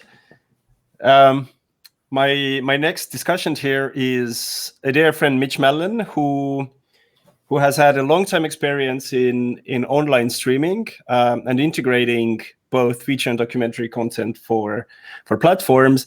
And it's definitely clear that at this present moment, availability of great content that would make us feel empathetic, would keep our societal structure, what Tariq was telling about, would keep that together, is very, very important. But the key question, of course, is that how do you understand what's going on in the platforms? How do you are ready for the type of integration, even if you have the assets? That's the key question. And Mitch, who is also a co-founder of Digital EMEA, which is an organization that has done some amazing standardization and education work in there, Mitch is going to tell us exactly how. Welcome, Mitch. Hello, from the other Phoenix. The other Paris, I mean, that's it. Oh, no, as Sten always says, we have so little to talk about and so much time, right? Oh, wait, no, we have so little time and so much to talk about. That's what I meant. So usually I talk about how to monetize easily, but now really times are changing. I mean, the market has changed tremendously with coronavirus, and it's a different world altogether. So a little bit about me. I've been in the business over 30 years. I launched one of the first digital companies back in 2004 when everyone kind of laughed. What is digital? Formed the Digital EMA, which is now rebranded as the OTTX organization. I launched my own company in 2015 called Stadium Media and became a member of EDN, the European Documentary Network, back in 2019. Very proud about that. So what's the state of our world today? Well, it used to be you had an idea, you had vision, you had creation. You maybe went to festival markets, you looked for distribution, you maybe did some theatrical, you did some DVD, maybe transactional, went to streaming, you got a deal here and there, you made some money. And that's what it was. Well, everything's changed again, and it continues to change. What is it like now? You have an idea, you have vision, but you need research. Research meaning you need to research who your customer or your fan of your creation might be in the marketplace. Are you looking at early marketing and PR long before you actually have the production finished? Are you getting the word out to fans of your idea? Are you then going to festivals? Are you looking to put it in markets? Are you looking for distribution? Are you going to theatrical? We don't know now with everything going on. Are you going to DVD? Same thing. We don't know. Are you doing that now? Are you going to go transactional? IVOD or EST? IVOD meaning video on demand or rental, usually a 24 or 48-hour rental for a certain price, electronic sell-through, certainly like purchasing a title, like a DVD, owning a streaming platform, SVOD or AVOD, subscription video on demand or advertised video on demand, and then hopefully there is money. So you want to bring your film to market, eh? How do you do that? Well, there are many options. You can go to a sales agent, traditional way it's been done. Find a sales agency. It might give you an advance. If that's so fantastic, if the amount covers most of what you've done, even better. But what if it's a small advance? Now what do? Do you know what questions to ask them to make sure they're the right place for you? Where are you looking to place my program? How is your film being marketed? What timeline are you looking to be recouped of that advance? What territories are you looking for them to acquire? Are you pitching Netflix, Amazon, BBC, other European platforms? Will this be on iTunes, Sky, Amazon, Google Play, Microsoft, other transactional platforms? You can go to an aggregator. An aggregator is a company that will go to specific platforms. Not every platform they could, but specific ones. So questions to ask: who covers the encoding and delivery costs? There's a cost to that. What percentage do they take of the monies earned? What platforms do they distribute to? Who markets the film to these platforms? What happens with the SVOD and AVOD rights? Can you have access to those files once they've been created? What territories are they going to aggregate for you, and what requirements are needed for those territories? Are you pitching Netflix, Amazon, BBC, European platforms? If you go to a distributor most likely will acquire those exclusive rights to them based upon territory or world. So same questions to ask. Who covers the encoding and delivery costs? What percentage do they take? What platforms do they distribute to? Who markets the film to these platforms? Do you work closely with the filmmakers? Do you window a release, or do you go to market at the exact same time everywhere? What will happen when my film is 18 months in the marketplace? What do you do? Can you have access to those files once they've been created? What territories are you able to aggregate to, and what requirements are needed? And are they pitching Netflix, Amazon, BBC, other European platforms? But everyone talks about the riddle of digital being self-distribute. So the dream of the digital age. Can you work directly with most digital platforms? No. Can you speak directly with most digital platforms? No. Can you deliver directly to most digital platforms? No. Can you work directly? Not with many platforms. There are a few. Can you market your film? Of course you can. We want you to. Do you have time to focus on this? If you plan on creating more projects? Absolutely not. So regardless of all this, the job of every filmmaker is the number one thing for filmmakers to do is to seed. That's your job day in and day out, to seed. You're going to search for your audience. You're going to examine that audience. You're going to entice them with things that they want to see, and you're going to deliver a great product to them. That's the job of the filmmakers today. So while the industry is focusing on SVOD, AVOD, and FVOD, which I said, subscription video on demand, advertised video on demand, free on demand, don't forget about transactional. And with a lot of the news now, with early premium VOD going on, it's even more relevant. This chart is from a few years ago. The numbers will be higher now. What you're looking at in the US alone, almost a $32 billion business projected, and 4 to 5 of it would be transactional. That's 4 or 5 billion in revenue coming to a filmmaker. That is substantial. You don't want to give that up. Europe, this was just announced. Projections, they're looking at, out of the entire market, 21% next year, 23% this year, 20% in there's substantial revenue in the transactional world. You cannot give that up. That's selling it and renting it. So I wanted to talk about a little case study. We put out a film. We worked on a film called The Game Changers. So high profile film. It was a very short window. They went theatrical in September. They did a Fathom event, which is a single screen, and they were in Europe as well, a one-night airing. They went digital October 1st, a 2-week window, and to Netflix 2 weeks later. That is very, very, very short. But because of the awareness that they've built up, it did tremendous transactionally in those 2 weeks and then continues afterwards. So what did they do? Some of the things was, it was a vegan, plant-based, and vegetarian groups they worked with to promote the film. They opened in over 1,500 screens or theaters around the world. The film's trailer had 6.6 million views, with over 10,000 organic inquiries coming through their website requesting to see the film. It was the #1 pre-ordered film on iTunes. Amazing there. They had support from Arnold Schwarzenegger, Lewis Hamilton, Chris Paul, all with tremendous amount of followers. So social media is a huge thing in building awareness of films. Their website had web hits in the millions every day. They also had a devoted budget of 6 figures. You know, they spent money here to actually get the word out and promote digital links. Their GameChangers.com was very active and engaging website. They included instructional and educational videos to start and support lifestyle within the films, and they also had a very interactive Q&A board. So, seeding your project. Are you prepared? Have you prepared teaser segments going out there? You're doing dailies. Are you creating things that you can actually use in the marketplace? Have you thought about the artwork, both poster and digital? When you're in the digital space, you have a millisecond to grab someone's attention. If you don't grab their attention with that artwork, you've lost them. Very, very important. And then are you thinking about what you're going to do with the release almost 2 years after it has been released into the market, or are you moving on to something else? So regardless of what it is, I'll go again. You need to seed. So who's your audience? Where's your audience? How does your audience find out about similar subjects to your project? Are you using social media? Facebook, YouTube, Twitter, Instagram, artwork. It needs to identify what you're trying to portray and get it quickly to everybody. So some of the current SVOD reach estimates, because SVOD is the theme of everybody until it changes. So Latin America is moving up. North America is still leading everybody. Western Europe is continuing to grow, and Asia Pacific is really starting to pop with a lot of platforms.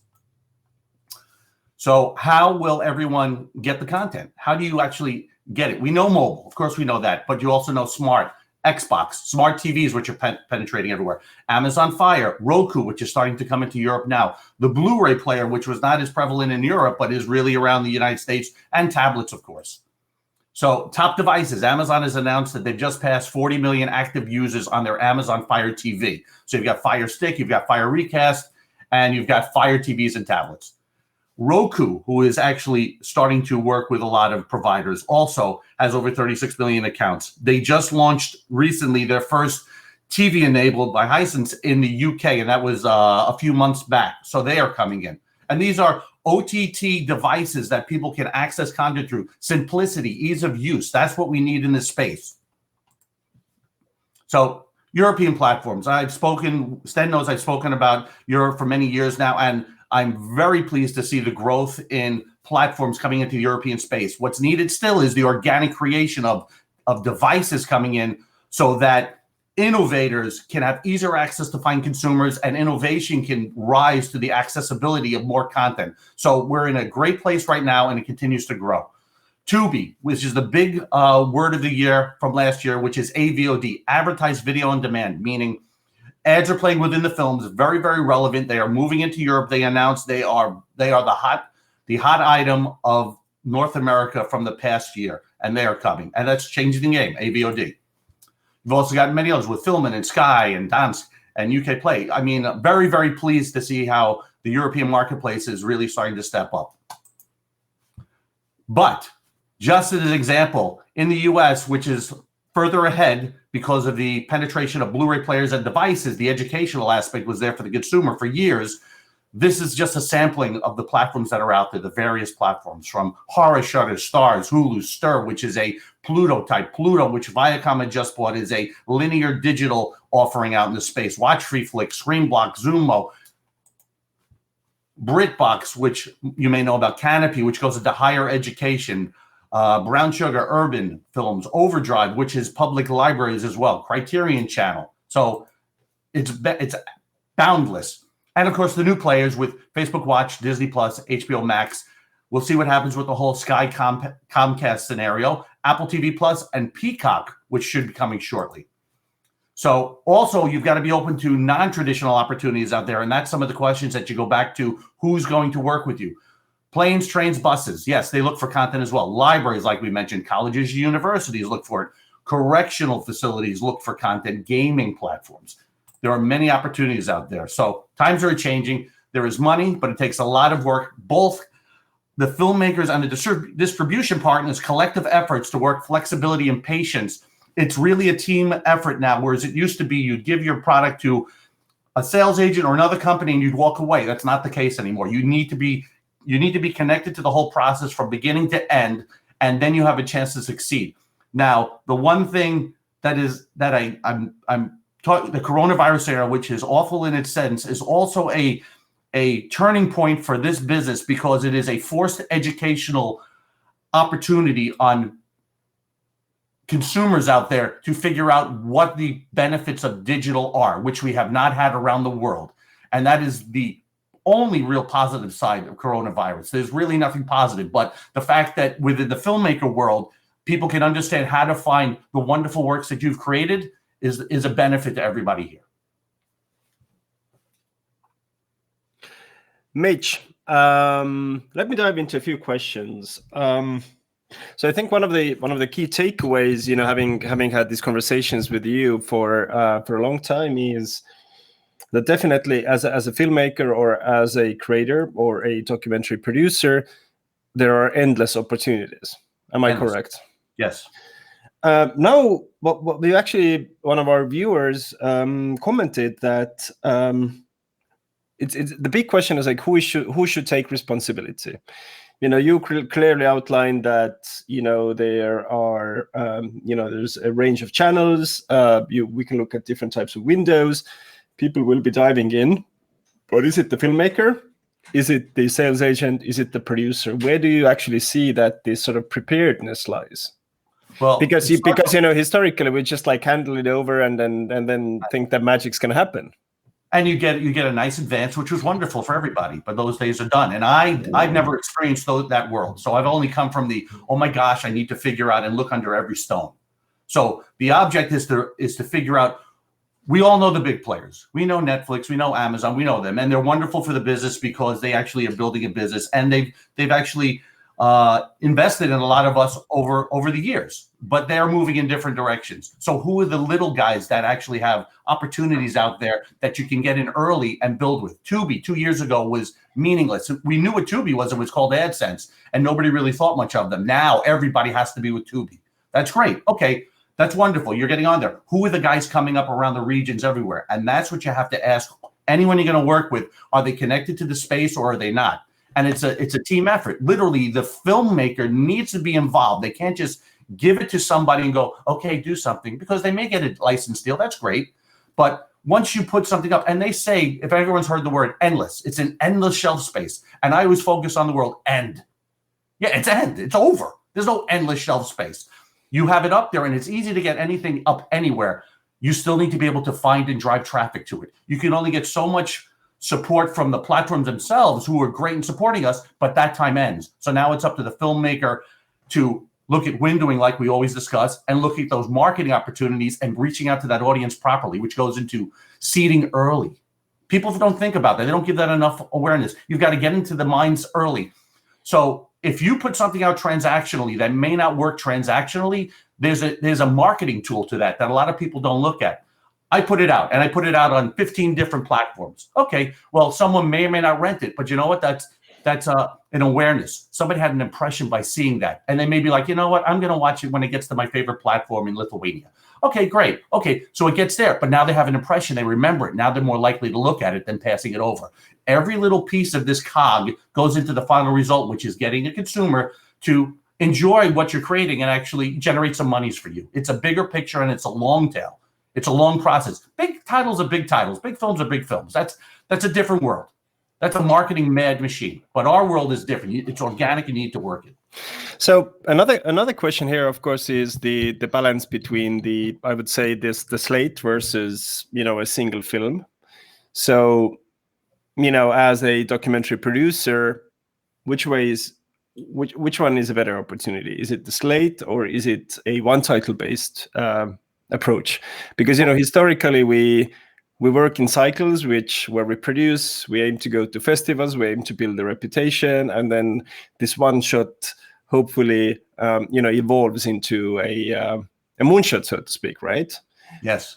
But are there any different mechanics happening in the digital space?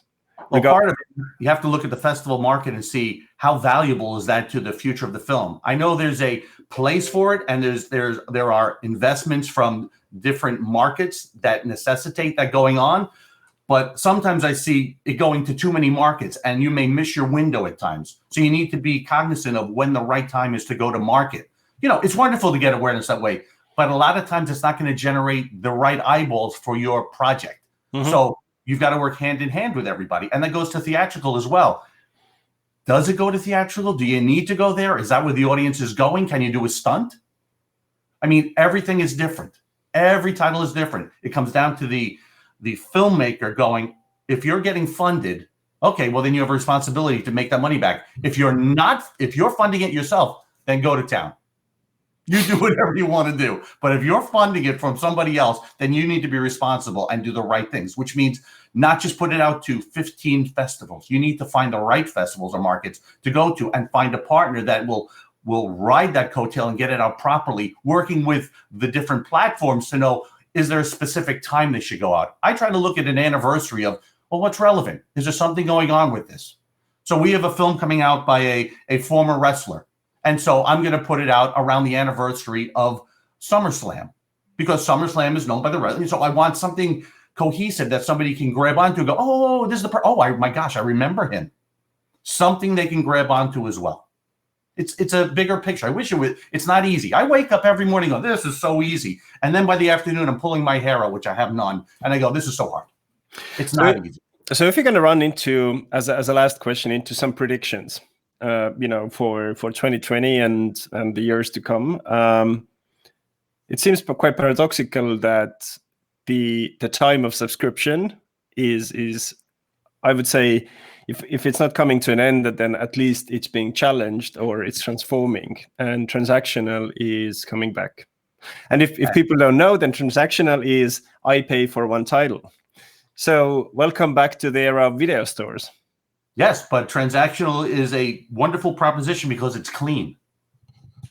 You're not based upon minutes viewed, hours viewed. It's clean. Someone purchased it, they paid a number, it's clean.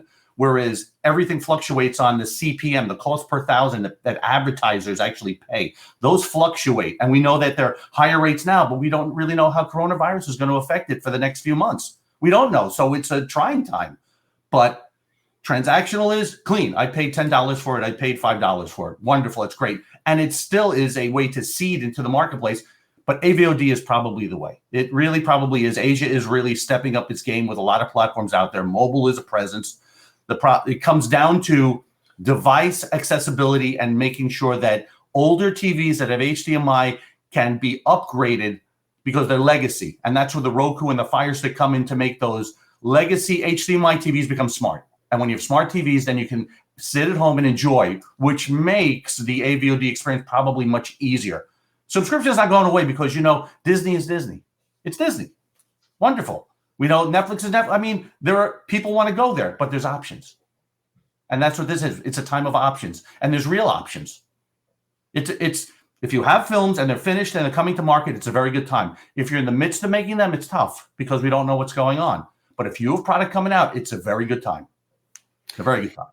So to wrap this conversation, as you heard, if you have films coming out, it's a very good time. If you have additional questions for Mitch regarding release strategies and this, I would say, a long tail, but quite varied and wild but opportunistic world, please post them into the questions to our live stream. Thank you so much, Mitch, for joining us from Phoenix, and all the best to United States. Thank you. So without further ado, it is time to proceed to our last conversation. And if the whole day covered the impact of technology, our general social situation, opportunities by deep diving into platforms, YouTube originals, as well as what game technologies and universe building can bring to documentary, then as a last conversation, we're going to look into the relationship between us, creators, and the big platforms and data. It's quite unprecedented time that we are more than dependent than ever on platforms, on social media platforms, on big data platforms, on communication platforms. But how do we really flesh out a transparent, a responsible, and an open relationship with them? Stay with us for a minute. And for our last talk, I have the great pleasure to get joining us Brittany Kaiser, who is the founder of Own Your Data Foundation. Stay with us on the live stream.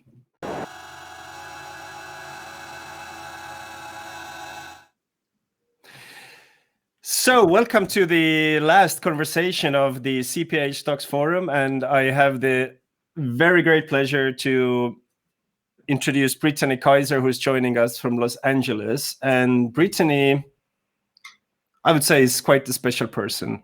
And she's also the subject of a documentary called The Great Hack, which I think sheds light into a very, very tough subject that we need to address too. So before we dive into the conversation with Brittany, let us see the trailer of the film.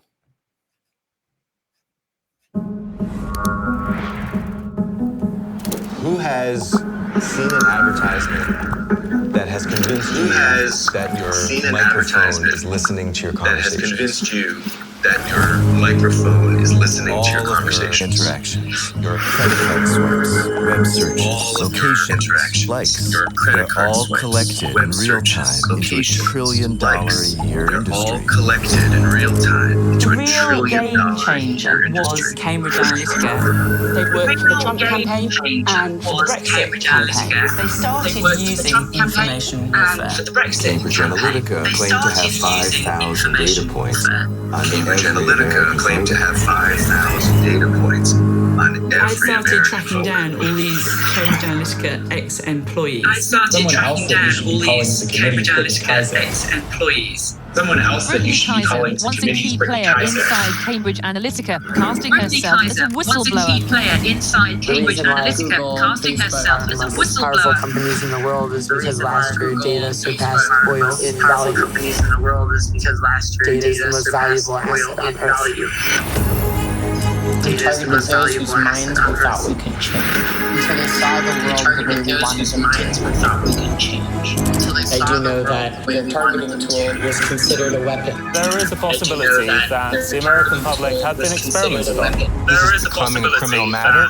When people see the extent of the surveillance, I think they're going to be shocked. See the extent of the surveillance. And I still fear for your life. The powerful people that are involved. But I can't keep quiet just because I make powerful people mad. But I can't keep quiet just because should be considered fundamental rights. This is about the integrity of our democracy. These platforms which were created to connect us have now been weaponized. It's impossible to know what is what, because nothing is what it seems. Because nothing is what it seems.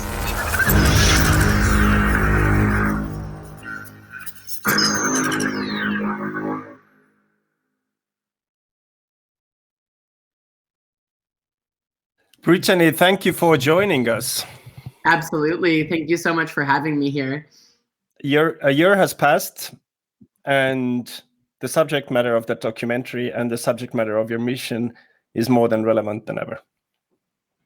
I obviously agree. I think right now talking about data rights is one of the most important conversations we can have, because our rights are under threat due to the emergency legislation that's being passed in countries around the world to try to track and trace the coronavirus and prevent further infection. But at the same time, if we look back to 9/11, we can see very easily that most of the rights that we gave up, we never got back.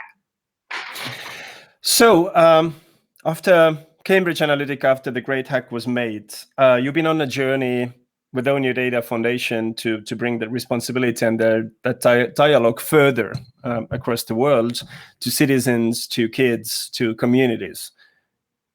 Can you walk us through that? Yeah, of course. So I think what is so incredibly important for everyone that's listening to understand, if you don't already, is that your data, the data that you produce every day with every move you make, everything you read, everything you watch, everywhere you go, is part of the world's most valuable asset class. Data is now more valuable than oil by basically anyone's accounts and standards. Data is now used internally and externally by every organization, every government, every company to make decisions, to communicate, to develop strategy. And what should be a bit shocking is that we don't have very many rights to that information that we're producing. And it took me quite a few years to realize the extent of the problem, how big the data industry actually was, how much information is collected about us that is bought and sold and traded around the world, and that there's a huge need right now as our lives become increasingly more digital. And I couldn't have imagined that the entire world would need to move digital or virtual during my first year launching my foundation. But it's become a lot more real over the past few weeks than even before. And so about 2 years ago this week, actually, I became a whistleblower. It was March 23rd, 2018. And in the few weeks after that is when I started the Own Your Data campaign. in order to raise awareness and drive action on data rights. How do we protect ourselves online? How do we protect our kids online? How do we change laws and regulations that will give us more rights and actually punish the people who abuse us and abuse our information and don't take data protection seriously? You know, companies like Facebook and Equifax, how do we actually bring those people to account? So the movement really not only brings awareness to people so that you understand more about what your data is, and obviously making the great hack was one of the most important parts of the entire campaign, which is to show people what data actually is. When I first met the documentary filmmakers, Karim Amer and Jahan Nujim, they had been trying to make a movie about data since 2014, the year I joined Cambridge Analytica, and the year of the Sony hack. They had been interviewing people at Sony to figure out what they had done for cybersecurity and data protection, interviewing people that said that they were the hackers that had hacked Sony, and trying to figure out, how do you show people something that is invisible? I mean, how do you make the invisible visible and talk to people about something that they can't touch and that they can't see? And that's why the data conversation is so difficult, because a lot of people are not willing to stand up for their rights, not only because companies like Facebook make it inconvenient to figure out how much data you're producing and what's being collected from you, but also just because there's a lack of awareness and education. We were taught growing up that this is how you use a phone, this is how you use a computer. You know, here's how you type. Here's a great way to keep in touch with your friends and your family. But we weren't taught that every single word that you write, everything that you type, everything that you do on this device is being recorded and is being traded and sold to the highest bidder. No one told us that.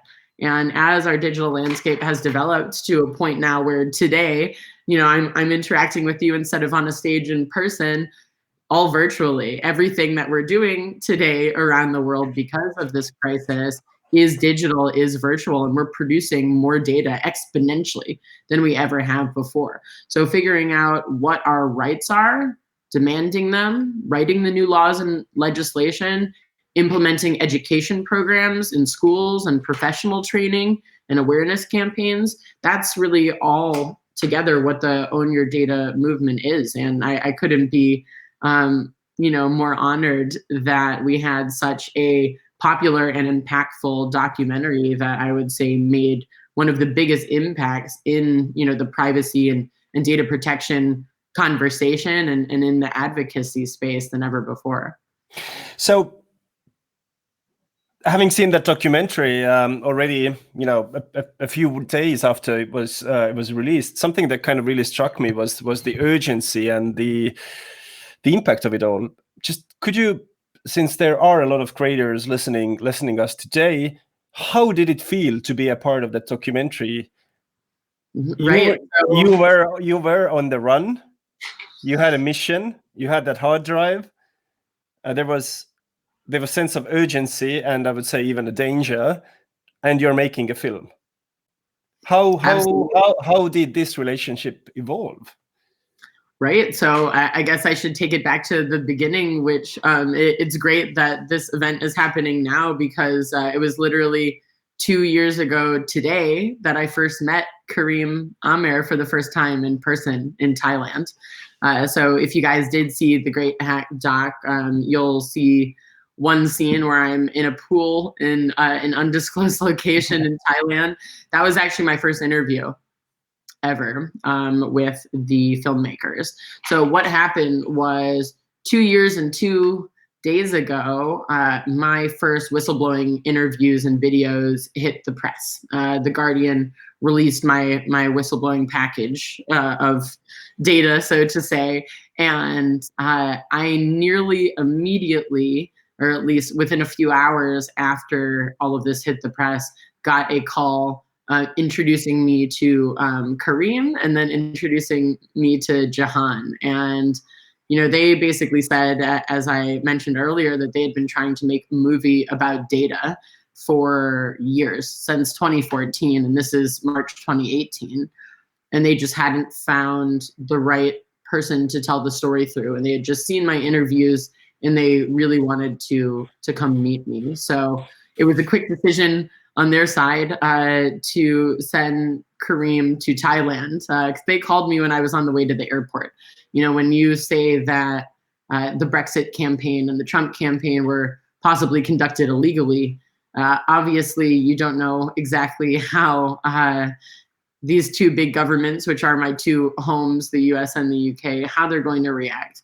So I thought going to a third place at the time, who were not concerned in the whole, you know, data crisis, Cambridge Analytica, Facebook scandal, to go somewhere else was the best idea, somewhere where no one knew where I was going while I figured out how big the reaction was going to be.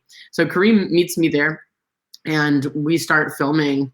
And after the first few hours, he calls and asks for permission from his wife, who is also his co-director, and also from you know, his production team to stay with me there.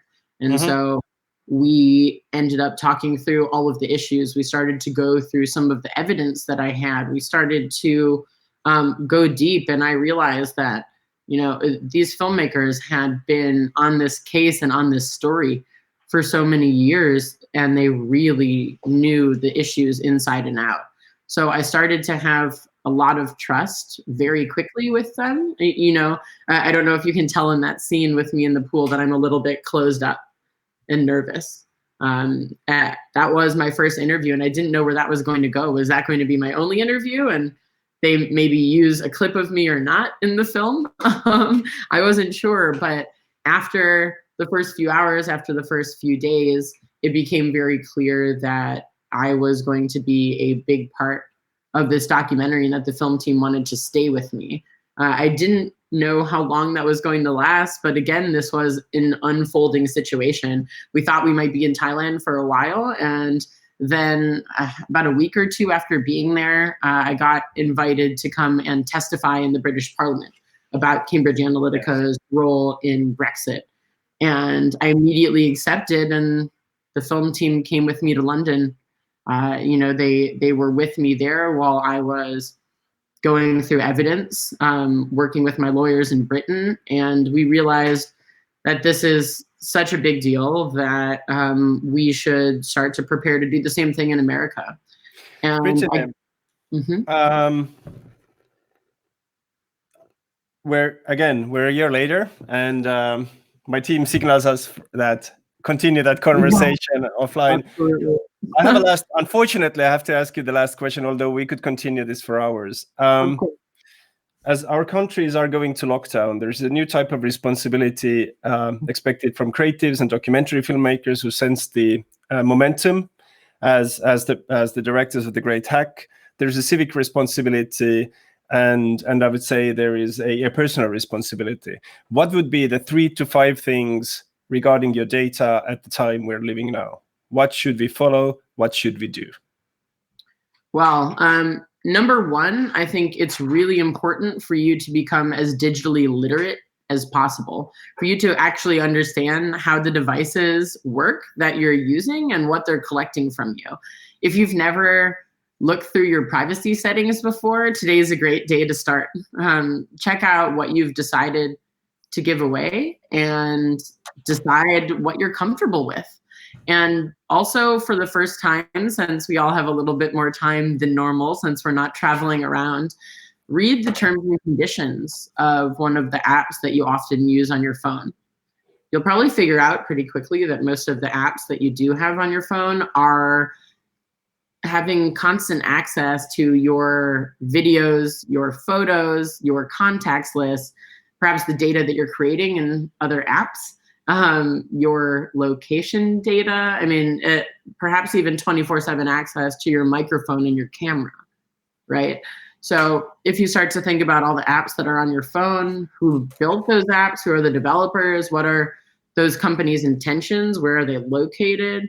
And those companies have access to all of that data, and you've decided to not read what you've given away. So start to think about not just your privacy settings, but the terms and conditions in these applications and whether or not you want to be selling your privacy for the convenience of that app. If you can just log in and use a website instead, maybe you should do that. You should also start to think about using privacy-based platforms now that nearly your entire work life and probably even personal life has become digital. Maybe you want to use Signal instead of WhatsApp. Remember, WhatsApp is owned by Mark Zuckerberg. You might want to use DuckDuckGo or Brave browser instead of Google Chrome. You know, that's an easy switch, very easy switch. And Brave browser even pays you for the data that you're creating, and you get to choose what you're sharing and what not. DuckDuckGo is a privacy-based platform and has been around for a while, so they are not collecting and selling on data that you are creating in your search.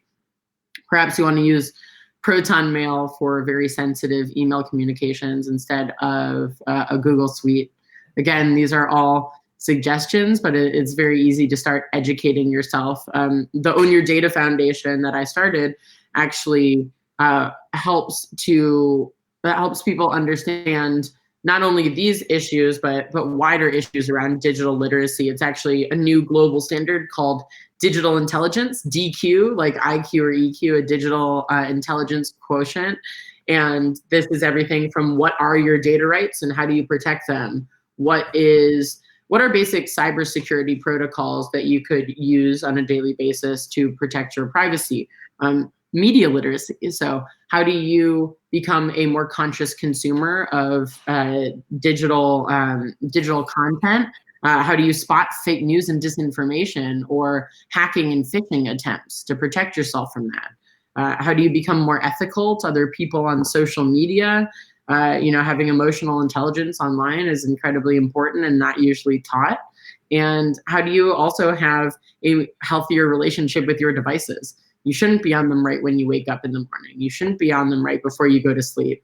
How do you turn off all of your notifications so that you're not constantly being dragged back in to your phone by useless notifications that it's, like it says in the film, somebody's dog's birthday. That shouldn't be what brings you back into your device. It should be an important meeting or a phone call with one of your loved ones. So as we develop to be better digital citizens, this is the type of education that I think is really important. If you want to check out more, obviously, you can look at ownyourdata.foundation, which is my website, and feel free to reach out to me anytime for extra hints and tips on how to protect yourself and your kids, your family, and how to get involved if you're interested on the activism side. The coolest part about making this documentary was that I got to work with impact partners and a lot of impact investors that came on board to help us run this global campaign and make sure that the Great Hack has been shown in British Parliament, in US Congress, and to tons of decision makers, both on the corporate and on the political side, to raise awareness of this issue, just for people to protect themselves, but also for governments to take action to protect us and regulate companies so that they're forced to make the more ethical decision. Thank you so much, Brittany, for joining the conversation on CPH Docs Innovation Forum. I'm definitely looking forward to continue this conversation in person. Please make sure that at the time where we're more and more dependent on our digital devices, you think about your privacy, you think about taking slow, and you're thinking about your citizen rights. Thank you so much for joining us. And thank you guys so much. I totally identify with everyone listening to this who has had a lot of their life canceled or postponed. I was on a film tour and a book tour until this came up. So I appreciate all the efforts you guys made to quickly turn this into a virtual summit. Really, I do. So thank you guys again. Thank you, Brittany. So this was it for the CPH Docs Industry Conference Day 3. My name is Sten Saluveer. I was the curator and the moderator for our conference day. And before I log off, I want to say a lot of thanks. First of all, I want to thank Katrina and Tina from the management of CPH Docs who showed so much resilience in transforming this conference online. I would like to thank also Ombelin and Friedrich, of helping to facilitate and curate our interactions with the speakers. I would like to thank you, Marie, who's been a wonderful assistant of helping to coordinate everything, and of course, Aske, Nana, and everybody in the tech team of staying with us on this live stream and making it available for you. Thank you so much.